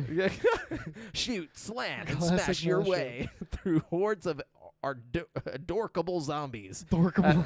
That's the worst word. Oh, And I'm adorkable. Adorkable shooting the zombie. pinball ball through them. Jamal, you're pretty. Yeah. You're pretty adorkable. Ooh, thank you. Whoa, hey. Babylon's Fall is coming to PS4 and PS5 and PC on March 3rd for $59.99. A groundbreaking project developed in partnership with renowned action specialist Platinum Games. Babylon's Fall features fluid, action-packed gameplay and a striking art style delivered via brushwork filter technology. Okay, brushwork technology. Get ready, boys. Gran Turismo 7 is coming to Whoa, already? PS4 and PS5 on March 4th for $69.99. Damn, that was fast as Yeah, I fuck. feel like they just announced that like fucking last week. Like, It was like a year ago. no, it was like at a PS fucking They just showed it. thing. Like a maybe it was. It was a year ago, and they Was put it? out like a VR experience and all that shit, remember? No. The VR experience was for the last Gran Turismo. Was it? Yeah. No, that was for this one. They haven't put out a Gran Turismo in a long-ass fucking time. This is like a new Gran Turismo, right? Yeah. The VR thing was like an add-on for the last Gran Turismo they put out. Well, let's see. Gran Turismo 6 came out in 2013. No, it wasn't. It was for this one. What? I could have swore. So when did Gran Turismo 7 come out? Hold on, let me see. No, Gran Turismo Sport. Is Oh, what the VR. GT Sport. Okay, had the VR thing. Yeah. Yep. Okay. So this is like they announced 7 forever ago. Look when Hold on. Maybe. I'm looking it up. Yeah, we gotta double check. Yep, he's right. when did they announce it? June 11th, 2020. Wow. So So that almost is 2 forever years ago. Yeah. That was 2 years. Yeah. Holy crap. And right when they announced it, they put out that VR thing. It was like, For GT Sport. yeah, it was like Okay. side by side. Interesting. Anyway, so that's coming March 4th, so this week. Gran Turismo 7 builds on 22 years of experience to bring you the best features from the history of the franchise. Gran Turismo, one of them was in that top echelon of like reviews, or like got the best review scores alongside Elden Ring and shit. Yeah. Gran Turismo is highly revered by a lot of the racing fans, car people. Yeah, You would think you'd seen more advertisement leading up to the launch, though. You really would. I feel like I hadn't seen shit, and that could just be the targeted advertisement to on me. On the PlayStation, like when you bring up the store, it's all over the fucking, like it's plastered, like pre-order GT. Yeah. You know, but like I feel like you're not gonna expand that game to like audience. Yeah, only the people who play Gran Turismo know about it, and they're the only ones that care. Yeah, it's like a more serious take than her Forza. Yeah. Well, at least Forza Horizon. Forza Motorsport is pretty serious too. But still no Gran Turismo. No, definitely. Yeah, I'm not. about to say There's a lot more like tuning and realistic. It's like, a simulator. Car handling and stuff in Motorsport, though. I would definitely say Forza Motorsport is more. Yeah. Close to it. Yeah. And then we have Ryan's Rescue Squad coming to Switch, Xbox One, Series S and X, PS4, PS5, PC, March 4th for $39.99. Ryan's friends have been kidnapped by the evil Dark Titan, Robo Combo, and Pack Rat, and you are the only hero who can rescue them. Damn. You can't beat these bad guys alone, so it's a good thing hilarious Ryan's World characters have got your back. And then finally, we have Triangle Strategy coming to Switch on March 4th for $59.99. Oh, wow, already. Yeah, this is already coming out, too. But, I feel like the reason why this feels weird is because it's still called Triangle Strategy. Yeah, they just dropped the project. Yeah, it's like, why it's not? no longer a project. Yeah, they should have named this something better. But anyways, March 4th, 3 nations battle for control of the dwindling resources of Salt and Iron in Triangle Strategy, a tactical RPG from Square Enix in the 2D HD art style. So cool. Might be pretty good. Maybe. Why not? Might not either. Yeah, you really never know. But anyways, that's it for this week's releases. We're gonna jump on over to Games with Gold and PS. What is it? Free PlayStation Plus games. Games with Plus. Games with no, Plus. Games with Gold. That sounds stupid. It's Games with Gold. No, yeah. Add of Plus games. Yeah. Okay.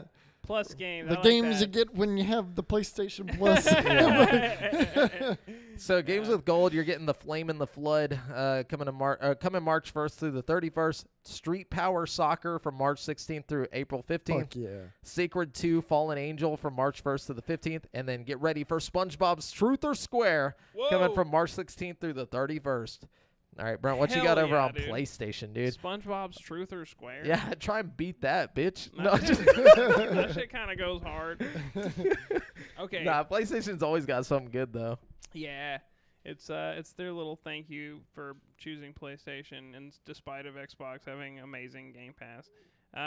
So we're getting Ghost of Tsushima Legends, which is like the multiplayer version of Ghost of Tsushima, which is pretty cool. Except I just bought Ghost of Tsushima like deluxe edition, so I already have it. So you technically, when you play that, you don't get the whole game though, right? You just get the Legends. You just get the Legends mode, so you can play multiplayer. I was gonna boot up the old PS4 Pro to fucking download that. Hey, I'll still play some multiplayer with you though. You know. No, I want to play the game. Yeah, me too. But I got a lot of stuff I got to play before that. And then we're getting Sonic Team Racing, a kart racing game that originally launched in 2019, which is pretty cool. We're getting Ark Survival Evolved, which, it's on Game you know what that be. And then we're getting the PS5 version of Ghost Runner, which is pretty exciting. It's one I've been wanting to play for a while. It's like that ninja game that's kind of like Dark Souls. Like it's like super hard, and you have to like be perfect. And it's I thought you did play that. I played a little bit of it on PC, but I didn't really get into it that much. Like I was one of those. I was like, I'm gonna come back to this because I wasn't in the space for like a hard game, you know what I mean? Yeah. So, but this will be even better because it'll be 4K. Anyways, so that's it. All right, well that's it for Plus games. Yeah. And now we're gonna jump on over to the currently playing. So, well, before we get into the big one. Okay, before we get into the big stuff, we played other stuff. And I take it, Brent, you've played the big one as well, right? No, not at all. Okay. I'm playing the real big one. No, I'm just kidding. But I'm playing. scoff at thee. No. Get good. No, just kidding. No, but no. I've been playing like before the big one came out. I've been playing Earthbound because it's on the NES, Switch Online. Yeah. And that's actually been really fun. It's like Pokemon, but like stranger, which I like. It's got like all these cool characters and like cool towns and stuff, which goes in line with our topic today. But it's actually really fun, and it's got some crazy cool mechanics. Like if you are like in a battle, like which one are you playing? What game it's is only this? the first. Sorry. I think there's two on there, but I'm it. playing the first one, Earthbound, Like okay. with Ness. But it starts off and you like name your Earthbound is where Ness is from. Okay. But I was under the impression that one of them was like an NES game and the other one is like a remake of the same game for SNES. Or something it might like be that case. I'm just playing the one that says Earthbound. I don't even know if it's on SNES or NES, but it feels like I'm playing a Game Boy game. Is how it feels. But like it just feels like Pokemon. But like whenever it starts off, it's like name your character, like, or it's like, oh, what's his name, and it's like, what's your friend's name, what's your sister's name, what's blah blah, and you name them all, and it's like, what's your favorite thing, or like, what's your favorite food, and it's like, what's your favorite thing, just in general, and then like I named it all, and like it all plays into the game, which is really cool. That's fun. Yeah, and so like but like one of the cool mechanics is like you'll be in an RPG battle, Pokemon style, and someone will hit you, and your damage will be going down, and if you take an item before your damage goes down, you can stop it. Like it doesn't mean like even if it's gonna go like to 0, like if you know how many points you just got hit with, and like you eat like an item that brings your health up before it gets down, like you can retro, it's kind of cool. Like I've never seen that before. That's cool. Yeah, there's a lot of weird mechanics in it. There's like a part where like you're walking to the next town, like in Pokemon, but you get attacked by like these mushrooms, and like they'll like scatter spores on you. So like you'll be walking around in the world, and your controls are all backwards and shit. But if you get into the town, there's like a guy at the hospital that'll buy the mushroom off your head for $50 or whatever. So like you'll go out and purposefully get spored, and like while you're farming, and just to go make some money. Like your dad will always call and like give you money, like how your mom would like store your shit and Pokemon and stuff. It's really cool, really interesting game. But been playing that, and then I was playing that Dagum Rampa. Yeah, I got this downloaded on my computer from Game Pass, the original, the Trigger Happy Havoc. Yeah, that's the first one. I've been wanting to play it really bad, actually. I've heard it's okay.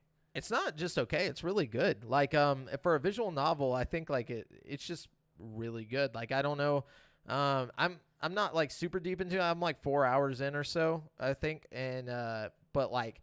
It feels like you're just watching an anime, but you're just a part of it, So like you're like walking around. All the characters are really interesting. The whole like premise is interesting. You like go to a high school, and or like it's like this high school that only the elite of like everything get to go to. So like there's the guy who's like the best biker gang member or like leader in the world, and there's like this chick who's like the best fighter in the world, there's somebody who's like the best like writer in the world or whatever, and then there's you who you just got picked because they needed somebody.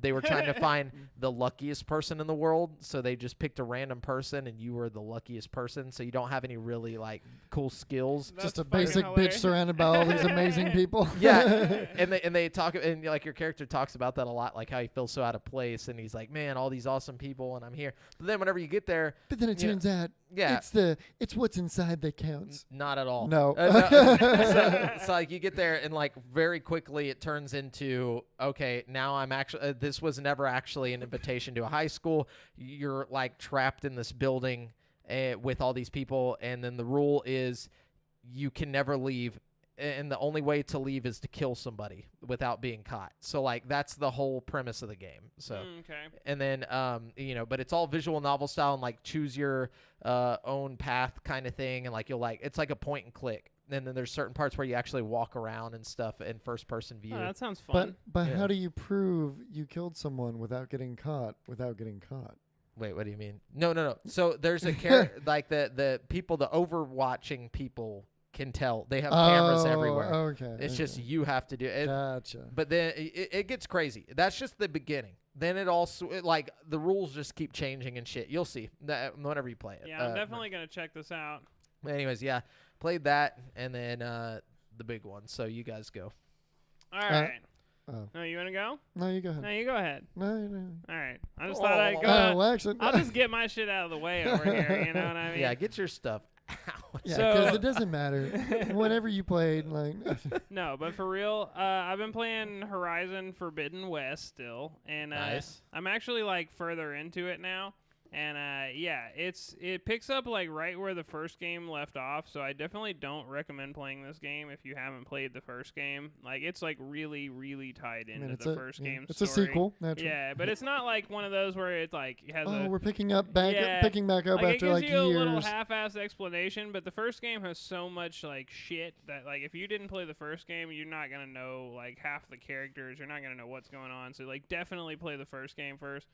But the story is fantastic. Like it really takes the first game's story and like runs with it. Like there's so much going on, so many layers, and like the side quests are all really interesting. They've got like it's not quite like a Witcher 3 level of depth to the like side quests where everything is just the most badass side quest you've ever done, but they all have like a lot of meaning to them, you know what I mean? Like the world is really well crafted and like the map is fucking different and like interesting and like it's big but not so big that it's like ugh, you know what I mean? Like everything's kind of like, and you can ride like all these different monsters and robots and shit. The graphics are probably the best I've ever seen in a video game.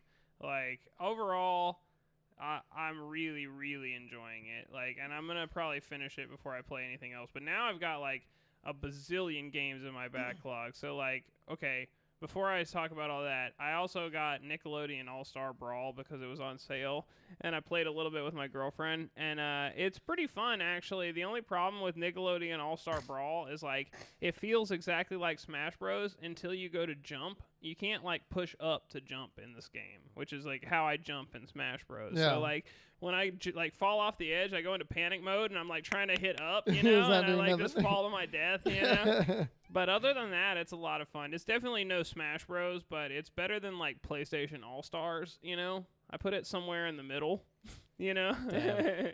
It's bad whenever Nickelodeon Smash Bros. Beats PlayStation All-Stars. Well, they had a pretty good team developing it. I think a lot of the people involved in, like, the development of, like, Smash Bros. Melee or something were involved in What? it. Like, it had, Really? like a really decent, like, team involved in the creation. That's tight. But yeah, so yeah, I was playing those, but I went ahead and bought Elden Ring. I have it downloaded and everything. I just haven't actually gotten to it yet because Forbidden West is just, there's so much going on. I can't stop playing it. I'll probably like won't stop playing it until I'm done with it. But I don't think it's like a ridiculously long game or anything, so I'll probably be done with that in the next week or two. But yeah, DL burned through Forbidden West. Forbidden West, yeah. It's great. I mean, it's like one of those games where it's like you can't put it down, so I could see how, you know. But I got Elden Ring downloaded. I also bought Demon Souls Remake because it was only like $30. It was on sale, and I was like, you know, despite I'll probably be tied up in Elden Ring forever, and then I won't want to do another hard game for a while. At least you'll have it. It's like, at least I'll have it. When it goes back up to its normal price, I'll be like, I'm glad I bought that shit. You know what I mean? So yeah, I've got that, and yeah, I'm pretty hyped about all that. So I've got my next few games lined up because I got Ghost of Tsushima I haven't played. I've got that other Uncharted game that came with Uncharted 4 I haven't played. I've got Elden Ring I haven't played. I've got Demon Souls I haven't played. So I've got like a bunch of fucking games. Like I'm basically get to it. Basically not going to be bored for the next few months. You know what I mean? Like Yeah. Fucking. So I played a little bit of Lost Ark, you know, grinding away. Grinding it up. Making some good progress though. Finally. That's doing another the one I gotta chaos get on. dungeons and shit. So I've been having some fun with that, and then I took a dive into Cyberpunk. Checking out some of the updates and stuff. Yeah, and plays really well. I never really had too many issues to begin with. Yeah. But I have noticed the city looks much more alive. Oh, okay. Like the pedestrians and stuff. Yes, yeah. Like I was running around, and there was some, like I was going through like more of like a slums area.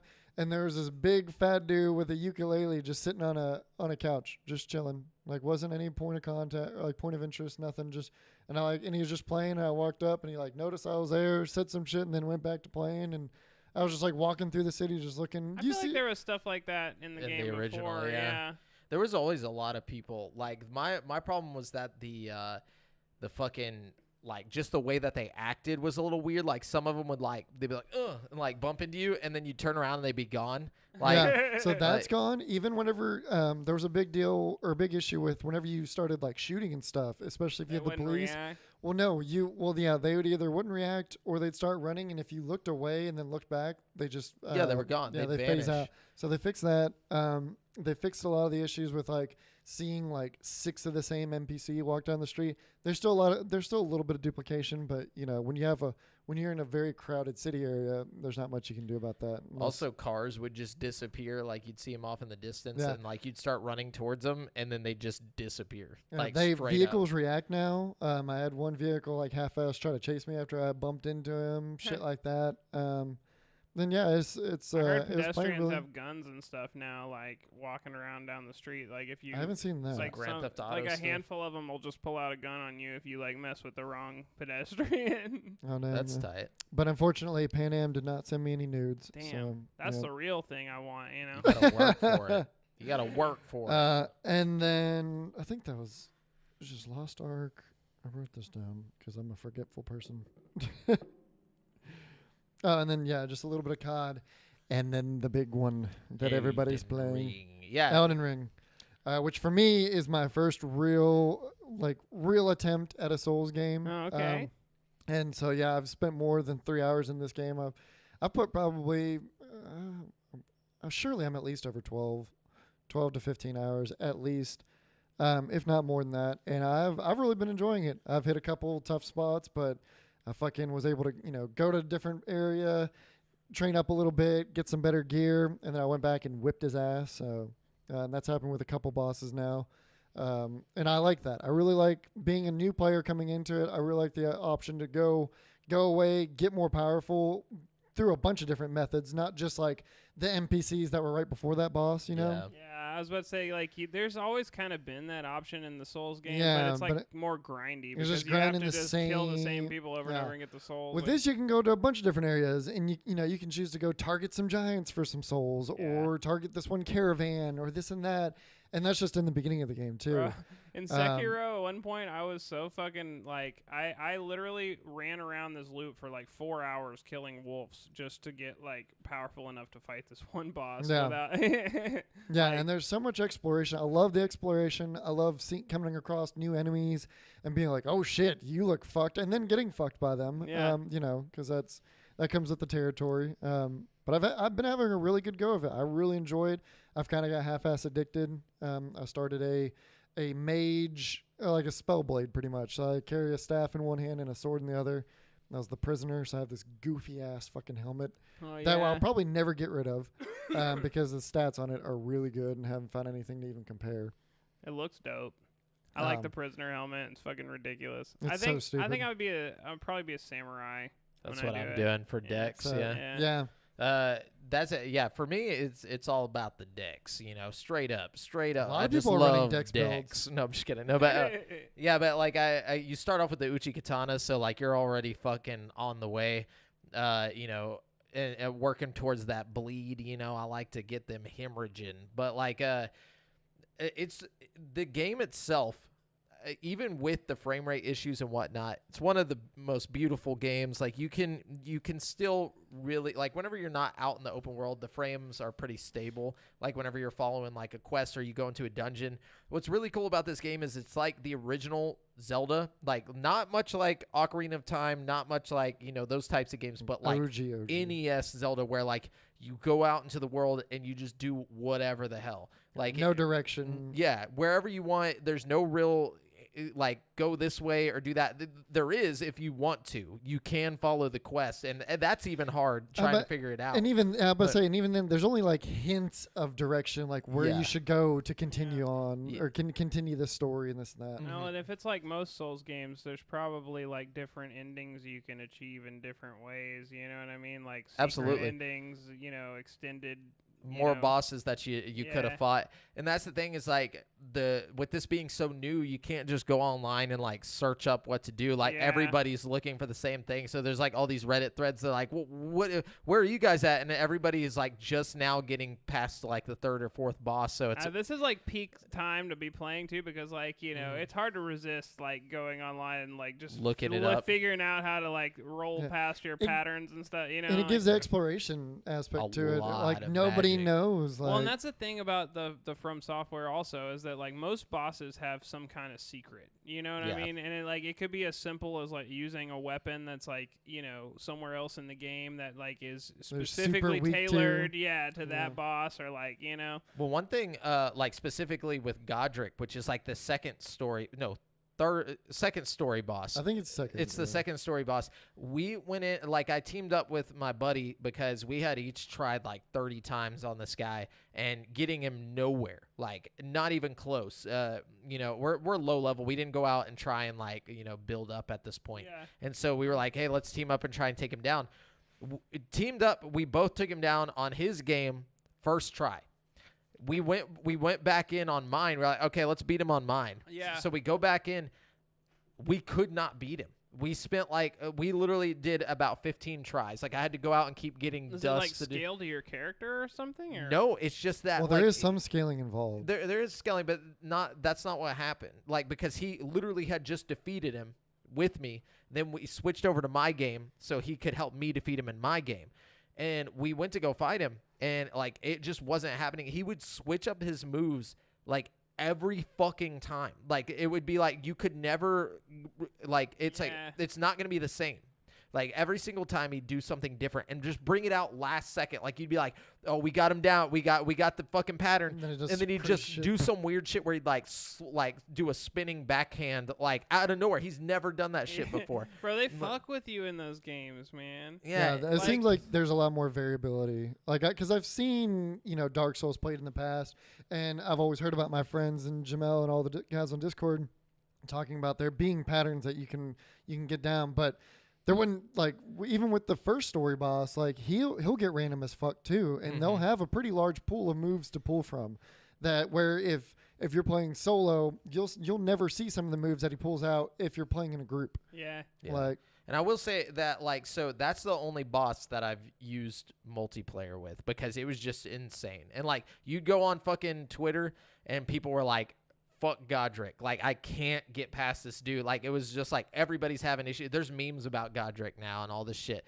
But, like, the first boss fucked him up, or Margin or whatever fucked them up. Margit. And then the next one was Godric. So, like, you go from, like, okay, this is a simple boss to what the fuck, dude? Like, and then the third boss I beat on my own as well. I was about to say, that's another thing about From Software is, like, you'll have, like, the second boss you come across be super tough, but then the third one isn't as, like, hard. And it's like some bosses are really hard to some people, and some bosses really, like, you know, won't be as tough. Like, in Sekiro, I know a lot of people had trouble with Madame Butterfly, and I was one of those people. And then a lot of people had trouble with the owl, and I like whooped the owl's ass. Like it just like in both fights with the owl, just immediately. Really? Yeah, but it's like Madame Butterfly. I had to fight for like 3 fucking days to like understand her like patterns and movements and like attacks and stuff. It's fucking weird. Like, I'm having a hell of a time. Like Margit took me a while just because I'm new to the Souls games and I'm still learning how to fight and everything. Yeah. And like timing, like, you know, or figuring out what moves I can roll and some that I can. I've seen a lot of variability with that too. Like on, like he has this one like hammer slam that sometimes I could just roll towards him and it would cancel out, but then other times I just get fucking demolished no matter how I time hammer, dude. Like the hammer was fucking bullshit on him. Yeah. Yeah, because it would be like sometimes you could roll it completely fine, and then you'd time it the same exact time on the second go at him, and it would just fuck you up, and then it like it lays you out, and then he just kills you. I was thinking about being like a heavy character with like a focus on like parrying and stuff, but that would be like you'd have to, you know, really dedicate a lot of time to like perfect timing with like your. I think the parrying's more dex. Like you'd want like so if you're doing the samurai, like you could do parrying stuff. You just use the shield. That's what I'm thinking. I want to like focus more on like blocking and parrying than I do like rolling. You know what I mean? Most bosses you can't parry bosses. Like you can, but it's not like it's not gonna work the same way as like fighting like a random like mob. Like it's weird. Like the way Dark Souls you don't want a fat goes, roll, I guess, no matter what. Yeah, and so one thing I can tell you though, like about the whole fucking game is like it feels so open. Like I still haven't seen everything. You know, I've been playing for like 23 hours, and like and after I got done with like the Margit, I went and walked around for a while, and, like looked at everything, came back, and then fought the other boss, then went back out again. Like I've been spending time like exploring. I've opened up a lot of the map, but a lot of the map is like shadowed out, and you have to find map pieces to actually show what's on the map. You know, okay. And so like, and it's actually easy. The points for the map pieces are actually shown in the shadow part. oh, I didn't even notice that. See, I found that out today. So what's like the equivalent of like the health flask in this one? What do you? It's the same It's Estus flask. It's just Estus flask? It's not called Estus. It's called like a something tiers of like something, but like it's the same thing. It literally works exactly the same. You level it up the same way and stuff. Yeah, you find like these things called gold seeds to increase your It's flask. a seed in Sekiro too. That's funny. I can't remember what it's called. It's like some kind of seed. It's literally Dark Souls with like a different coat of paint and then an open world. So like imagine Dark Souls 3, but just like you have the option to have a samurai character. Kind of. I mean, it's still super dark. There's a part where you like go to fucking hell basically. Like there's like just out in the world, you'll just find some random shit. You're like, hey, look, a little cavern, and you'll just like go in it. And every time you find a little cavern, expect to fight a fucking ridiculous boss at the end of it. Like like I went into one. And, like, I was just like, oh, this is a fairly easy dungeon. And I get to, like, the end of it, you know, like, I'm having to use, like, glow stones because I didn't have a lantern or whatever. And it's, like, pitch black. And then you get to the end of it, and there's just a fucking bear, like, the size of a city. And, like, he's just like, and just, like, you can't leave once you walk into that area. Like, I didn't know I was about to walk into it, you know. And then you have to fucking fight him and, like, all this stuff. But you get cool stuff that way, you know, like just going out. Did you ever beat that bear? Yeah, I beat him second try. Okay. Yeah, I didn't go back to the bears fuck me up. I can't get the bears down. I tried to fight 2 giant bears now, and I had multiple attempts, and I was just like, you know what? I was like, fuck y'all. Y'all are not important to the story, and I moved on. Drive-by Joe says, I noticed having a heavy load equipped really messed up my dodge rolling. Yeah, it's fat rolling. Yeah, fat rolling. You got to look at it's like, it has to deal with your strength. Right. Yeah. Well, it's your equipment load. Well, yeah, but I mean, you can carry more on your equipment load with a higher strength, right? I would imagine so. I don't know. I've never dealt with like that. I've always just done decks, so I don't really know what anything else does. Yeah, I put one like big plate armor chest on, and I was fat rolling, and I was like, no. Yeah, I put on like a fucking hat, and like I started fucking fat rolling. That's like how low my strength and shit is. Like I can't do anything. Was fat rolling a thing in Dark Souls? Yeah. Oh, okay. That's they just like jump up and they're like, poof, like they even Yeah. sound heavier when they roll, and they're so slow and shit. But there's jumping in this game now, so like there's no jumping in Dark Souls. And the mount. Yeah, and it added stealth like from Sekiro, so like you have the stealth ability, like which is super helpful in such a hard game. You know what I mean? Like at least it was in Sekiro, because there are points in Sekiro where if you don't use stealth, you like just can't. Yeah. You just can't. I'll say my experience with Dark Souls 3, which is not much, but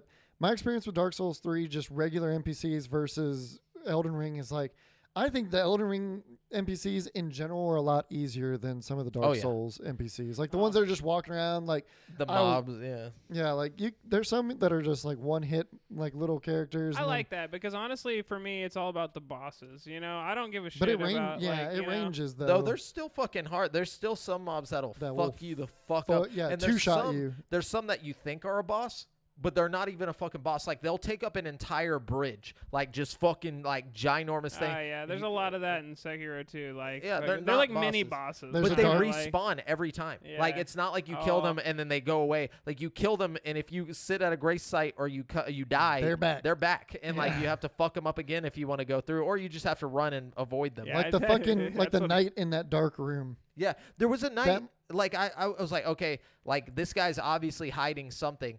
And I fucking like fought him. It was a bitch, and I finally kill him. Nothing. I No, like. you get the key. You get a key to advance. No, in the the key was castle. up top. Like you could have just ran past him. You did not have to fight that. I night. found my key in there. I did not. Like, Oh. are you talking about the night like right by the lift? Like where there's like a lift and it's No, basically a it's- hole. You have to kill that knight in the. It's like a big dark room after you're doing all this platforming in the Stormvale castle, and then like you're doing all this platforming, and then there's this locked part that is there's a ladder that's locked behind it. You have to kill that knight in there, or you have to just like run through, grab the key, and run out. But the knight is a fucking pain in the ass to kill. So I'm not. You're You talking had about to- the axe guy, the like down below. No, he had a big fucking broadsword, I and don't he's know who hiding you're in a talking very about. dark room, guarding a key to to get to the next part. So I don't remember that part, but I do remember the night by the lift because you can turn to the right and just run up the staircase and you're up the fucking stairs. And he's just this big ass fucking boss type character. The one that I'm talking about is right before that. Okay, I must have not had like. Maybe you just Maybe ran through it, issues grabbed the with key, him. and Yeah, you never I attacked. don't remember. No, but I just, my first time through everything, I tried to fight every single person. But I didn't realize that you're supposed to avoid some, or you can avoid them if you want. Like in Dark Souls, if there's a big guy, he's got something. You know what I'm saying? It's like you kill him, you're gonna get something from it. This time around, you don't know who's gonna drop what. You might kill a big fucker and get like nothing. Like literally, it'll just be like, oh, you get a flower that you could have picked up off the fucking side of the that pisses me off. But outside of that, like you can fucking find amazing stuff too at the same time. Just completely random. Yeah, random. I love it, dude. I really do. It feels like if you took the old Zelda, Breath of the Wild, and like Castlevania and mixed it all together. Like It's dope. It's a really good time. And I wasn't even a big Souls fan before this, but I'm really enjoying this game. So, but it is still hard.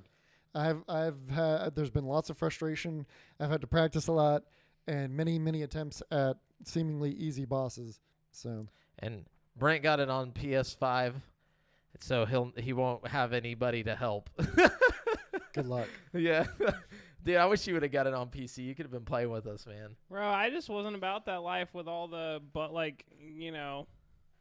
with all the problems it's having on PC. But I mean, we they're knew gonna that was going patch to it. get, it was going to get And fixed. it's not that bad. Like even with the frame dips, it's like you're playing basically console. Like it doesn't dip below 50. It stays like between 50 and 60 most of the time.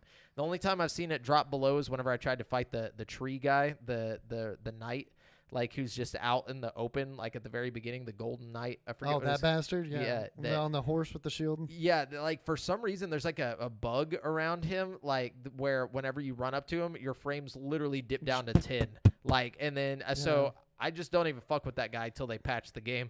But it's funny because people leave little notes, and like people are leaving like bug ahead, or like or like frame dipper or whatever, like laggy and stuff like that, like certain parts. And it's true. I like the ones that get you to try to jump off a cliff into some like chest below. Yeah. Well, the good news is I've got the fucking Dark Souls guru, fucking Ian Bonilla, fucking on PS5. That'll definitely play with me. He'll fucking take you through that shit. Yeah. I didn't even think about that. Yeah. What'd you say? I was just gonna conclude and just say, I'm enjoying it. Get it. Yeah. Play it. 10 out of 10. Would play again. Will play again. We'll die again. Yes. All right. Now, well, I guess that's it for currently playing. Drive by Joe says, don't worry, I'll still be at the beginning fighting goblins, Brent. Hell yeah, good. So we're going to move on to today's topic of the show, which is the best video game towns and cities. Yeah, so this is kind of a personal opinion, I would say, but there's not too many towns and cities in video games that hold on that aren't agreed upon to be like great. You know what I'm saying? Like there's certain towns and cities that like no matter who you are, you're like, all right, I gotta admit that's a good town. That's a great city. Yeah. Love the population. Some of mine aren't necessarily like good places. Like places you'd really want to be. Oh, but of they're course. great video game cities. Memorable. Or towns or villages or whatever, Yeah, for sure. Conglomerates of homes, So let's get it started. All right. So I've only got 5. So I think me and Devin should probably go first since you've got like 50. Yeah, I'm definitely have some of the ones you guys have, I'm sure. So y'all go ahead and kick it off. Oh, Brent brought way too many. Yeah, you know. The huge. Okay, so my number 5 is going to be Raccoon City. I feel like Raccoon City seems like a great place to live. No, I'm just kidding. No, but it's just like one of the most memorable cities. And the fact that like it came out like back on the PlayStation and N64 and stuff, like that first time going into Resident Evil 2 and like seeing Raccoon City is just fucking cool. Like something about it is just, especially because they talk about the city and stuff, you know, in the first one, but you only see the mansion, you know. And so it was like this like opening of the world basically and the lore and stuff. And then also the fact that it was just old console. So even though like looking back at it now, it's like, oh, it's just like little cut off areas. Like back then it felt like you were in the fucking city, dude. So cool seeing the cop cars on fire and shit and all that. But anyways, that's my number 5. Devon. That's a good one. So for my number 5, and this wasn't in any particular order, but I tried to think back on the earliest memory of a city in a video game. And for me, it was Viridian City. Oh, nice. In the what's that from again? Pokemon Blue. Oh, of course. It would have been Pokemon Blue for me. But yeah, it's my first time going into Viridian City and then going to the casino or whatever the fuck the game room or whatever. See, Viridian City's dope. I agree. I always think about Lavender Town when I think about Pokemon. Yeah, I mean Lavender Town, fucking Cerulean City, all the in the Kanto region, right? Was the OG? I think so.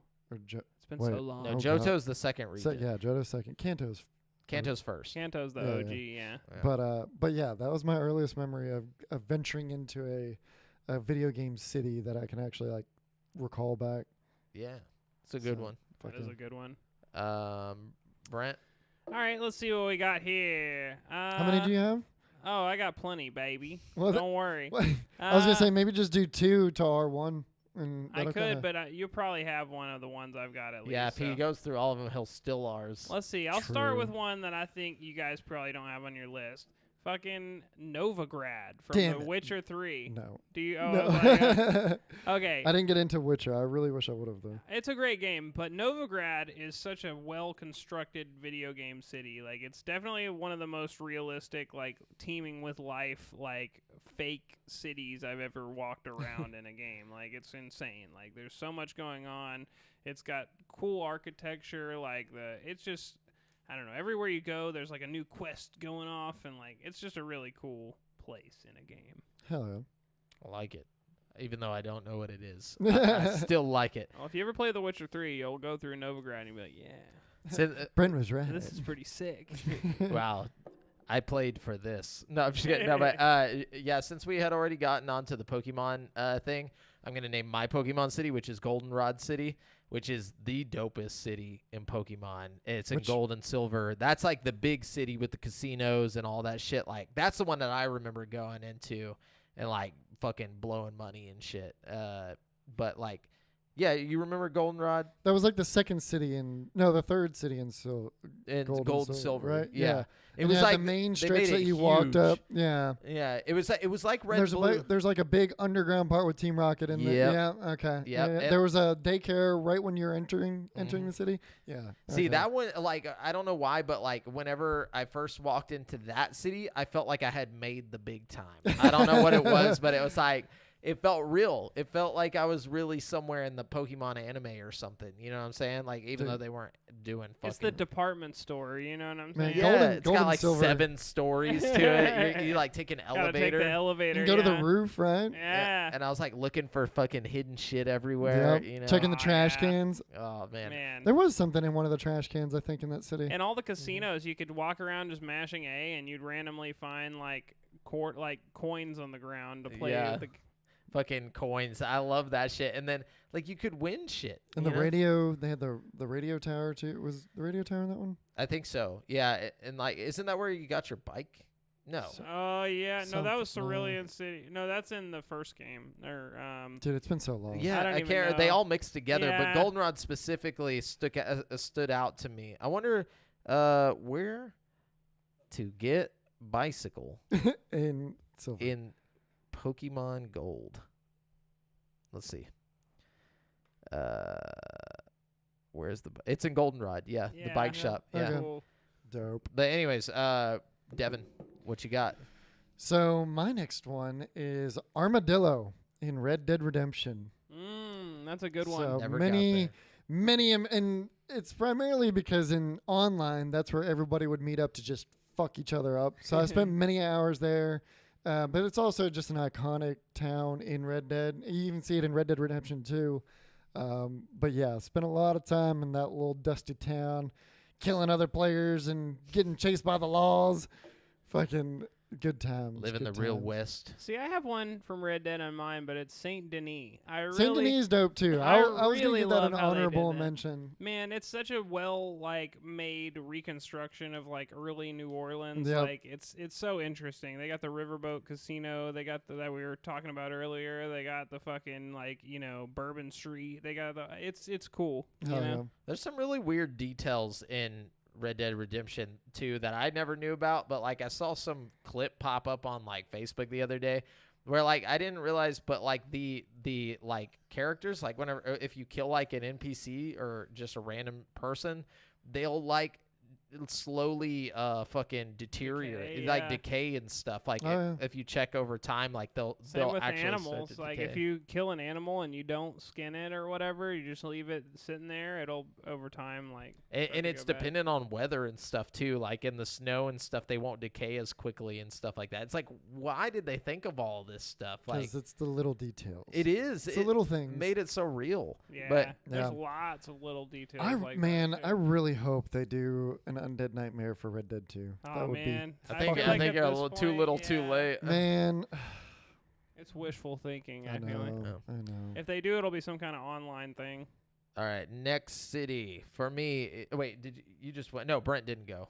Okay, let's see what we got here. Obviously, you got to do Megaton from Fallout 3. That's was one of gonna- mine. yeah. Yeah. I feel like it's got to be on everybody's I didn't put it list. on mine, but I was definitely gonna mention it. It's- Megaton matters because that's where you get to have your little house. You know what I'm saying? Or Like if you not. don't blow it up. Yeah, right? Yeah, I was about to That's say, the- or that's make the a cool thing really is, like, terrible decision. It's a totally destructible thing, you know? It Like, doesn't you- exist if you don't like want you it can to. completely wipe the whole city out. That's such a cool design choice Hey, by man, Bethesda. Tim- You know, Except like, in Japan. If you play Fallout 3 in Japan, you don't have the option to blow it up. damn, Yeah, that's a real thing. Yep. that makes sense, I guess. Well, yeah. I mean, But I mean, the I can game see is- why they'd be sensitive to things like that. You know, I mean, we're already in a nuclear wasteland at this point. You know, Yeah, yeah. come on, True. make it a more. They just little make more it like nuclear. less one more ap- nuke. You know, They just make it less apocalyptic. Like in the Japanese version, it's just like a happy like town. Like there's no fully apocalypse. developed. Like, yeah. we survived a nuke. So can Fallout. Yeah, but Fucking- no, Megaton's dope because it's like got so much going on. And it's the very first place you walk into. yeah. You open the vault and you see it in the distance. It's one of You're those like, huh, what iconic is that? moments. You know, yeah. Coming Oh, up yeah. to it. Yep. Damn, good times. All right, so yeah, that was one of mine. My next one is Dang it, Brent. yeah. Why'd you do this now? I'm sorry. Clocktown from Majora's Mask. Oh, that's a good one. Yeah, Clocktown is just one of those towns that, like, first off, it's old school. So, like, you know, back then they really had constraints and they needed to make this place feel alive. And they somehow fucking did. Like, and it's mainly because of the conversations you have with these NPCs over and over again for, like, the 3 days where it's, like, slowly moving towards, like, the moon crashing into the fucking planet. And, like, you know, first it starts off like, oh, this is kind of like a cheery town. But as the time goes on, they slowly start getting more, like, paranoid and, like, freaked out and shit. Like, it's really the people or the characters in the town that make Yeah. it really exciting. Not only that, but like how they're in different places at different times times, yeah. throughout the day, and you can start to like depend on where they're gonna be because you know your like time loop. You know, it really plays into the whole like theme of like the 3 days going off over and over again. fun. You know, I don't know. It's so Groundhog smart. Day the game, Yeah. dude. It's really cool. Like, and the town specifically is like really creepy. I don't know why. It's creepy in a creepypasta kind of way, like in a way that like it was ahead of its time creepy. You know, because they were like, yeah, we know this is like a kids game technically or whatever, but we're gonna make some fucked up themes happen in here, and like just the music and everything about it was like so weird.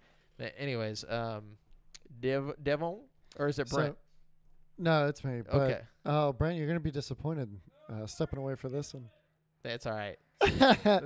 So, fucking Night City.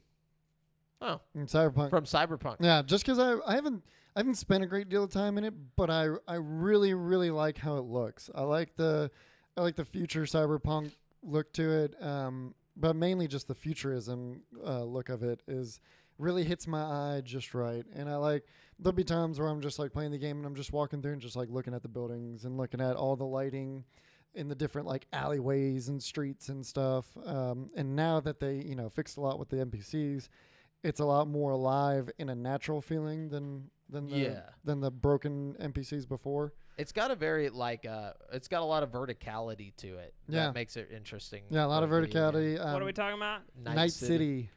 Old Cyberpunk 2077. Man, yes, dude. Yeah, fucking. I love the design of it. I like the different areas. You've got your industrial, you got your slums, you have your super high tech kind of Japanese looking areas. Yeah. And then you have like basically Pacifico. Such a pretty game too. I feel like it's doesn't get gorgeous. enough credit for how beautiful it is. And like all the lighting, even with ray tracing off, the lighting is really well. Oh, gorgeous. And there's so much neon lighting too that I was telling Jamel, like looking down an alleyway with a bunch of shops, and you'll see all this different neon shining into the alley. And even though there's not ray tracing, it still looks so good. Yeah. Like it just great level design. I just wish they would have really. The game had so much potential if they would have gotten a better start. But it's good. It's pretty good now. Yeah.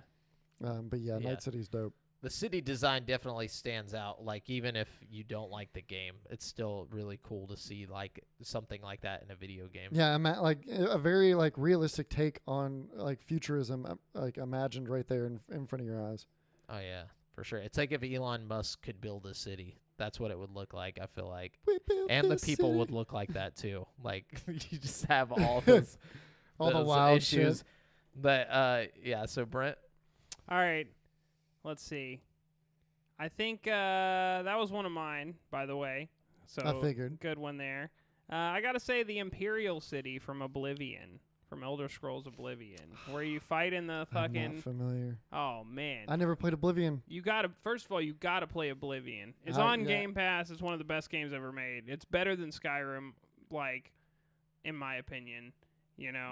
And I don't even just mean that. I think a lot of people have that same opinion. Yeah, I was about to say, like, I don't think that's that far fetched. Like, it's like really, really good. Yeah, especially in terms of story and shit. Like it's a freaking awesome game. Like, I highly recommend playing Oblivion. Like, something about the art style really just makes me happy. Everything looks like clay. Yes, I love it. It's such a good game. It's a 360 era thing. Like, I feel like that's like how 360 made shit look so real. They were like, let's just make everything look like clay. Claymation. Yeah, it was weird. It worked. I don't know. It did, yeah. But okay, so my next one here is It's the last one, huh? Yep, it should be Rapture. Not technically a city, but it is. It's the city of Rapture. So it counts, yeah. Yeah, it's like, even if you take it as like just the idea of a city, like it's just so fucking cool. Like just an underground city or underwater city that like you get like the moment you go down and you start seeing all the tubes and all that shit. Like it's just fucking insane. It's just so beautiful. Yeah, it's a great setting for a game because you feel all closed in and stuff, but you also have this huge like metropolis that you can go through. It's such an interesting design choice. It really is. And I don't think we'll ever get anything as good again ever. Like just like creativity wise, like of a city. Like we'll have like cool ass cities like Night City and stuff like that, but nothing where it's like the first time you go to an underwater city in a video game. You know what I'm saying? Yeah. There's just some fucking weird about it that sticks in my mind. But anyways, yeah. So that was my last one. What about you, Devin? What do you got? Well, I've got 2 left because you didn't steal one of mine. All right. Number 2 for me, y'all aren't going to be able to relate or even conversate on this one, but Varrock from RuneScape.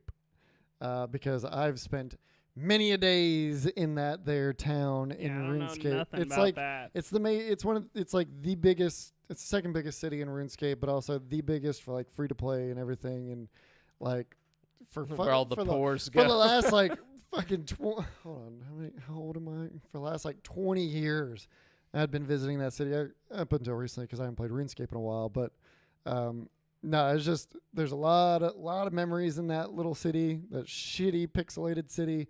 But it holds a very special place in my heart. Made in paint. Anybody else that plays RuneScape will know exactly what I'm talking about.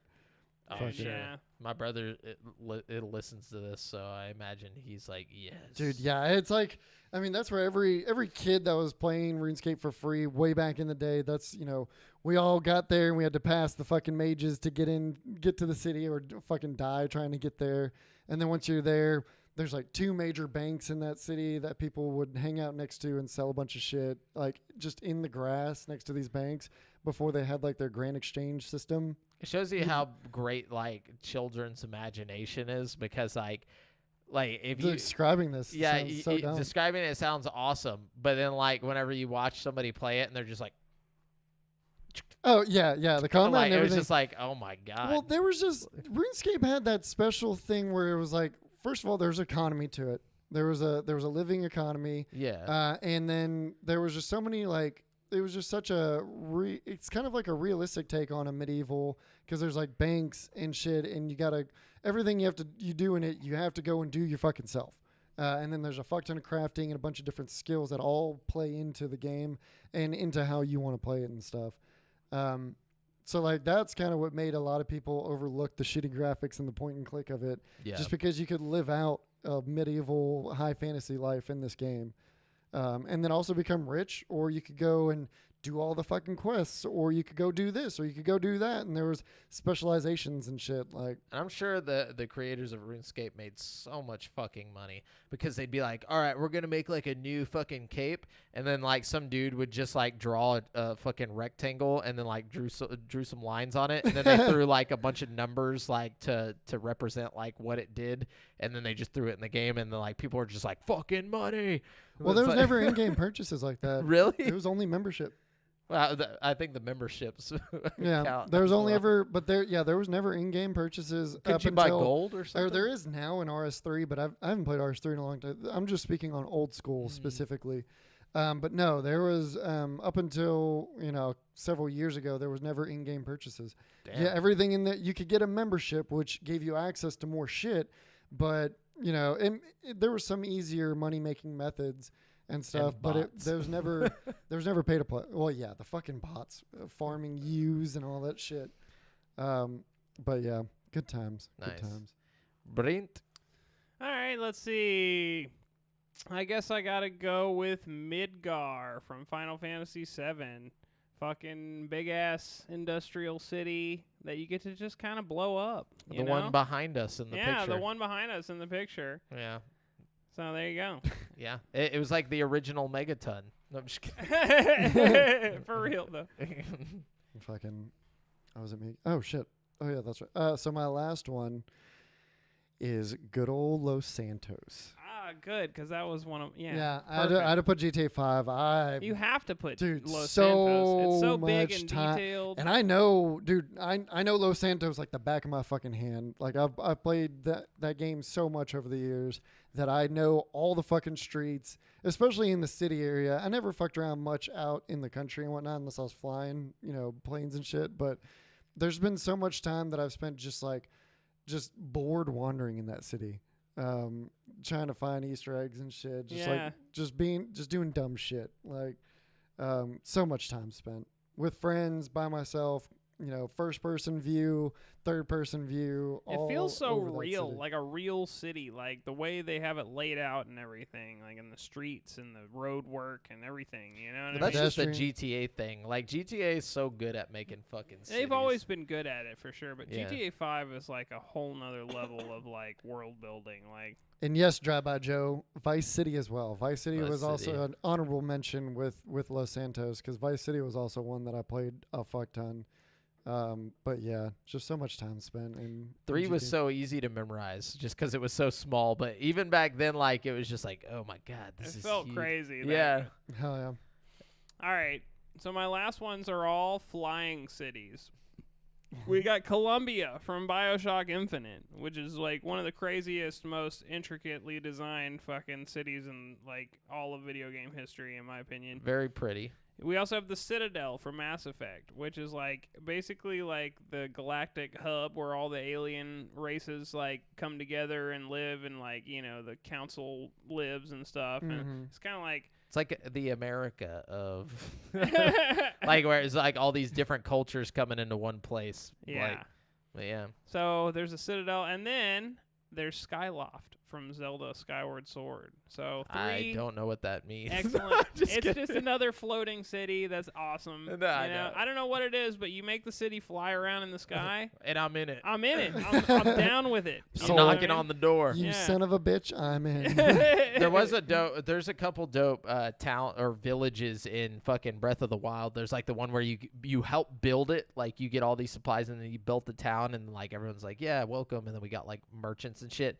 But then there's also fucking the Windfall Island, I think is what it was called, where like you go out, it's just a random thing. It's like fucking Dark Souls. Like you just go out there and you suddenly wash up on the shore. Like it plays like a weird like thing where you wake up and all of your items are gone, all of your shit's gone, and you gotta like survive on the island like just using your skill.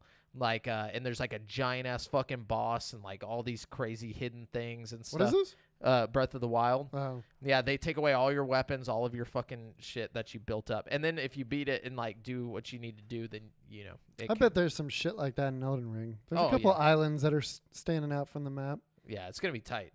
But anyways, Fuck yeah. yeah, good So, good yeah. talk here, guys. Good Yeah. good fucking topic. Some good reminiscing too. Yeah, Brent came up with this topic. Good Yeah. call, man.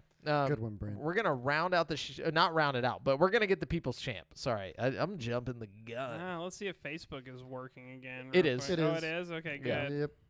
Yeah, and I checked Twitter, and it was definitely trending. It said Facebook is down trending.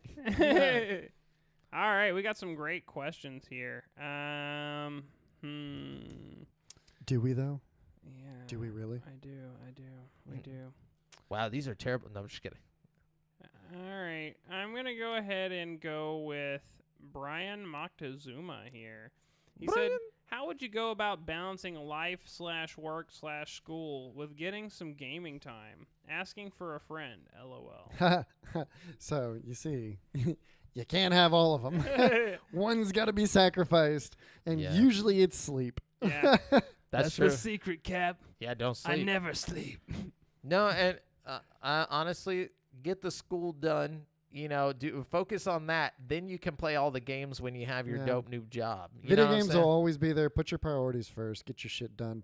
Yeah. Party later. You can just listen to the podcast to get your gaming feel. No, Also, just don't sleep. You know. yeah, or That's never honestly sleep. the only option I as an adult. Don't recommend it. Yeah, I should definitely. I be don't know getting how this. you guys do that. Like my body like after I turned like 23, like my body shuts down at 10 o'clock every night. Like I'm not like that, but I definitely can't stay up late anymore. I don't know. I don't I know. stay up till like 6 a.m. But see, I sleep late too. Yeah. You know what I mean? I don't just not sleep. I just sleep different.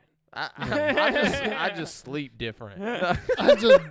I'm just built different. All right, but yeah, thanks, definitely, Brian. definitely Yeah. take care of your priorities. yeah. Yeah, but also But get your you game know, on though. Yeah, get your game on. Okay, Go play. we got Cody Goolsby here. He says, "Who's your starter going to be in Pokemon Scarlet/Violet?" Quaxley, motherfucker. Definitely Quaxley. Nah, I'm going with the little derpy. The Don't- cocoa. Foy As cocoa. long as it's not Sprigatito or whatever the fuck they call it. Sprigatito. I feel like that's how they're gonna say it. Like whenever like it shows up in the anime, they're gonna be like, "It's Sprigatito." Sprigatito. Gatito. Yeah, because It's like Sprig. gatito is Sprigatito. gatito is kitten in Spanish. Is it? Yeah, gatito. Because Okay. gato is cat. Maybe Sprigato will be the next one. Oh. You know, like But the a second gatito? evolution. Yeah, it becomes a cat. So I don't have to completely lose hope. Or maybe Okay. it'll be like Tito. Like it'll say Tito. That's what it's probably supposed to just It gonna better fucking Probably say just Tito. gonna meow. It's like, "Meh." All right, But- we got DL Shiver here. He says, "How to Elden Ring?" Question mark. You Try. struggle and struggle until you do a little better, and then you struggle some more. Yeah, Yeah. treat it like any like thing that sucks in life that you have to get good at, but it's a video game and you're supposed to enjoy it, you know? So like it's like treat it like going to school, you know? Like you hate it, but you do a little bit every day and you get good at it for some reason. Oh, man. All right, we got DL again here. He says, in all seriousness, though, after all these big titles coming out this month, what game this year are you looking forward to the most that's not out yet? He said, I can't wait for Starfield. Definitely Starfield. First of Yeah. all, I gotta Well- agree with you 100%, DL. Ah. Starfield all the way, all day. That's my number one, but I'm so into fucking Elden Ring right now that I don't give a fuck about anything else right now. I'm excited about that Kirby game that's So- coming out. No. Why? So Starfield, yeah, I'm excited for it. Kirby. I don't have. I'm Nintendo excited device. for Kirby. Yeah. No, motherfucking Harry Potter. God damn it. No, they delayed it, I No, know. that No, was they came out- Suicide Squad. Okay. There okay. was rumors that it was delayed, and then they came out, and Warner Brothers was like, Yeah. "Nope, it's coming out 2022 for sure." Okay. So, motherfucking Hogwarts Legacy, and then Very second is hyped for that. definitely Starfield. Yeah. Yeah. Let's see. I feel like there's another one that I'm just not thinking of that I'm excited about. I've been hyped about that game since fucking Harry Potter. Like Harry I've Potter. been wanting a Harry Potter RPG. I want to live out my Harry Potter fantasies. Damn it, let me do it. Yeah, I'm really hyped about Harry Potter. I was hyped for Suicide Squad, but that got pushed back to 2023. So Dude, my neighbor Austin is super pissed about that. I know. I feel that. I mean, it looked like one of the most promising games coming out. So, that's a shame, but it is what it is.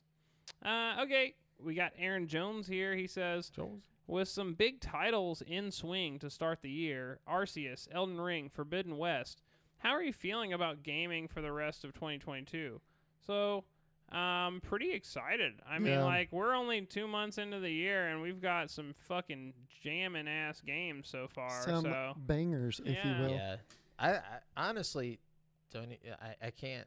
I don't know what to think right now because I want to play Pokemon. I know I'm gonna play it when it comes, but like, have you ever just like gotten to a point to where like you're so fucking into like a game that like everything else sounds boring right now? Like it doesn't sound boring. Like I'm excited, but like I can't. Like give me a week, and I'm gonna come back and be like, all right, I'm excited for Pokemon and stuff like that. But like I can't get hyped about anything because I'm like.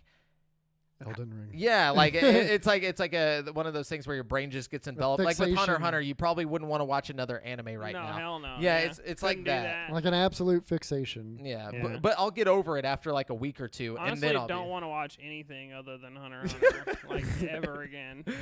or at least I want that guy who I want the guy who made it to just write all the shows I watch. Like I want the narrator to follow me around and be like, Brent decided to do this, Yeah. and now he's doing this. in Greed Island.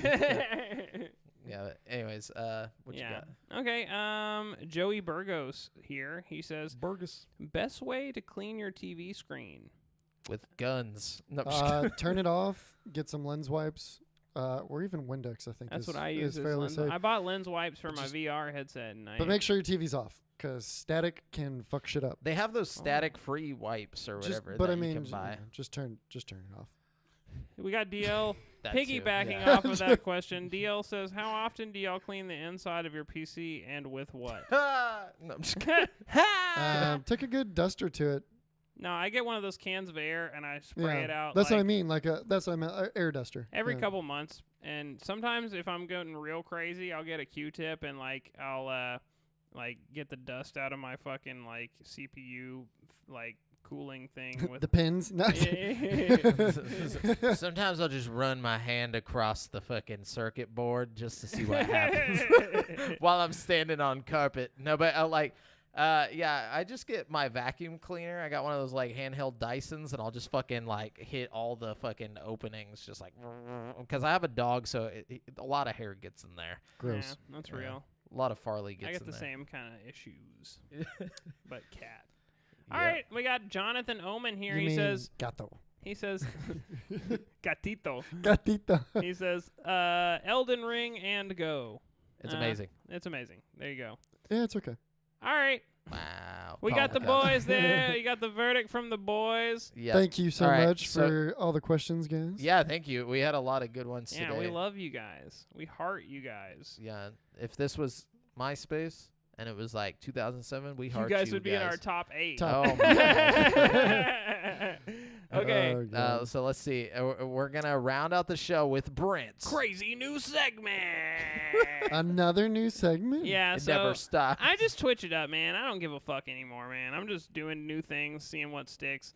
But Yeah. check it out. Okay, I think for the next few shows, I'm going to introduce drinking games based on video games. Drinking games for gamers, if you will. Okay? Okay. I already have one that my buddy Ryan has been wanting all three of us to play and stream. Ooh, don't tell me what it is. Tell me before the show next time, and that'll be our drinking game for gamers. But are we next going to time. play it? Well, No, he's just gonna Oh, name okay. it. Yeah, we can play it too. Don't get me wrong. But the first one I put on here, I thought I'd bring back an oldie from college, you know, so the new generation of college students can fucking get down with it, you know, if they're not already doing so. With the sickness. It's the Mario Kart with beer. Yeah, You that's know what what I he's been. mean? Yeah, that's It's what the best. my buddy Ryan's been wanting us, all three of us, to play that and stream it. We need to do it. We totally should. So I'm down. basically, it's I'd be down. basically you have to finish a whole beer before your race, you know, but you can't drink and drive. So every time you want to drink your beer, you have to completely stop your car. So basically, your best bet is to just chug your whole beer before the beginning race, and then or race. get all the way to the end of the race and then stop right before the finish line and chug your beer. You know what I mean? Oh, okay. I feel like to make this an actual competition, you can't start drinking until the race begins. You know what I'm yeah, saying? of No, course. that's- yeah, yeah. no. Oh, Yeah. I thought you were saying like No, no, before no. it No, no, begins. no. I At was the like, it's beginning like is the like green before you brr, move. brr, Yeah. brr, brr, Okay. and then you just Yeah. slam the beer. But some people like to be risky and go and then drink. Yeah. Or you can like do little pit stops. Yeah, you could do little pit stops. If you're for a sure. just Okay. Just like one little go. Yeah. Interesting. but yeah, I think that'd be pretty funny for us to play. I think so too. We should definitely But do that. I don't really do beer, so Yeah, I'll we drink- switch out the beer We'll with get harder whiskey. with it. with yeah. an Let's get entire crazy. bottle of whiskey. Just be slammed trying to fucking finish the fucking. You gotta do 3 shots before the race, or like throughout the course of the race. But you can't drink and drive. Well, that'd be easy. See, It'd but be then, easy yeah, by the first half of No. the cup, and then the second, like the fucking like by the time you're at the last bit of the cup, but You're no, not we- even we- like racing anywhere. You're just like flying off the side of the fucking thing. Rainbow like, Road would constant- not be easy. But see, Oh, the whole dude. part of the challenge is how long it takes to drink the beer. So I think we should definitely do like mixed drinks if we're gonna No, get away from beer. I like this idea of like 3 shots and then seeing if you can drunk drive, you know, to the What if you gotta like take get a shot so every fucking lap? wasted like Well, 3 shots. You can't finish 3 the shots lap. ain't gonna do that. No, like say it's a 3-lap race, yeah, right? more whatever it takes to get Oh, fucking- per 3 shots per lap. No, 1 shot Oh. per lap, but like you have Oh. to space them out. So like you hit your lap and then you take a shot and then you can't finish the lap without taking another shot. Hold you on, know? This is not. Hold on, I like the 3 shots per race per lap. I mean, We're getting fucked up if we do That's what 3 I- shots per lap. Well, man. that's what I'm saying. Like, 3 shots for the whole race is not gonna be a challenge. No, that ain't, it's that ain't not. gonna phase me. okay, how about 5 shots? It won't phase you, but Per we're gonna lap? play multiple races. No. It's not just one Oh, race. true. You Yeah, know, we should do like an hour power. that's what I'm Ooh. saying. We're gonna be playing like 4 or 5. Yeah, for a Okay. circuit. You No, know, yeah. yeah, for a circuit. Somebody's definitely throwing up. Yeah, we're getting fucked up. So say yeah. you're doing the mushroom circuit. There's like 4 races, right? Yeah, so that's and you like got to do 9 3 shots. per. Yeah, or yeah, no, yeah, 12 okay. shots. I think, yeah. Okay, for a whole Dude. circuit, yeah. By the end of that You're shit, getting bucked up after that. you're like throwing up on the side of Rainbow Road and shit. Like Fucking slosh. the cops getting pulled over by the fucking Mario cops. No, the and little stuff. resetters, they're just picking you up. Like, Just over and over again. That would be fun as fuck, dude. Okay, I'm already damn it. excited for that. That'd be Yeah. fun. Anyways, that's it for the show. Remember, you guys have been listening to GameSpeak Podcast, courtesy of GameSpeakPodcast.com. The show posts for free every Wednesday on all podcast platforms, but you can watch it live before anyone else on twitch.tv/GameSpeakPodcast, Facebook.com/group/GameSpeakPodcast, YouTube.com/Create for Sanity, every Monday evening at 7:50 p.m. CST, like Drive By Joe, and I'm sure some other people did, because it shows we have some viewers, but I don't know who they are. they're being awfully quiet. Yeah, the quiet in the chat, the ghost of the chat. But be sure to submit any questions you want us to read on the show to the GameSpeak Podcast Facebook group, and check out our video content on YouTube. And if you want to stay up to date with your boys, you can find me on Twitter at the handle I'll drop for Jamel, and Brent at Brent has one. That's the number one. And thank you, Drive By. And then check out the GameSpeak Podcast Instagram. Until next time, listeners. Later.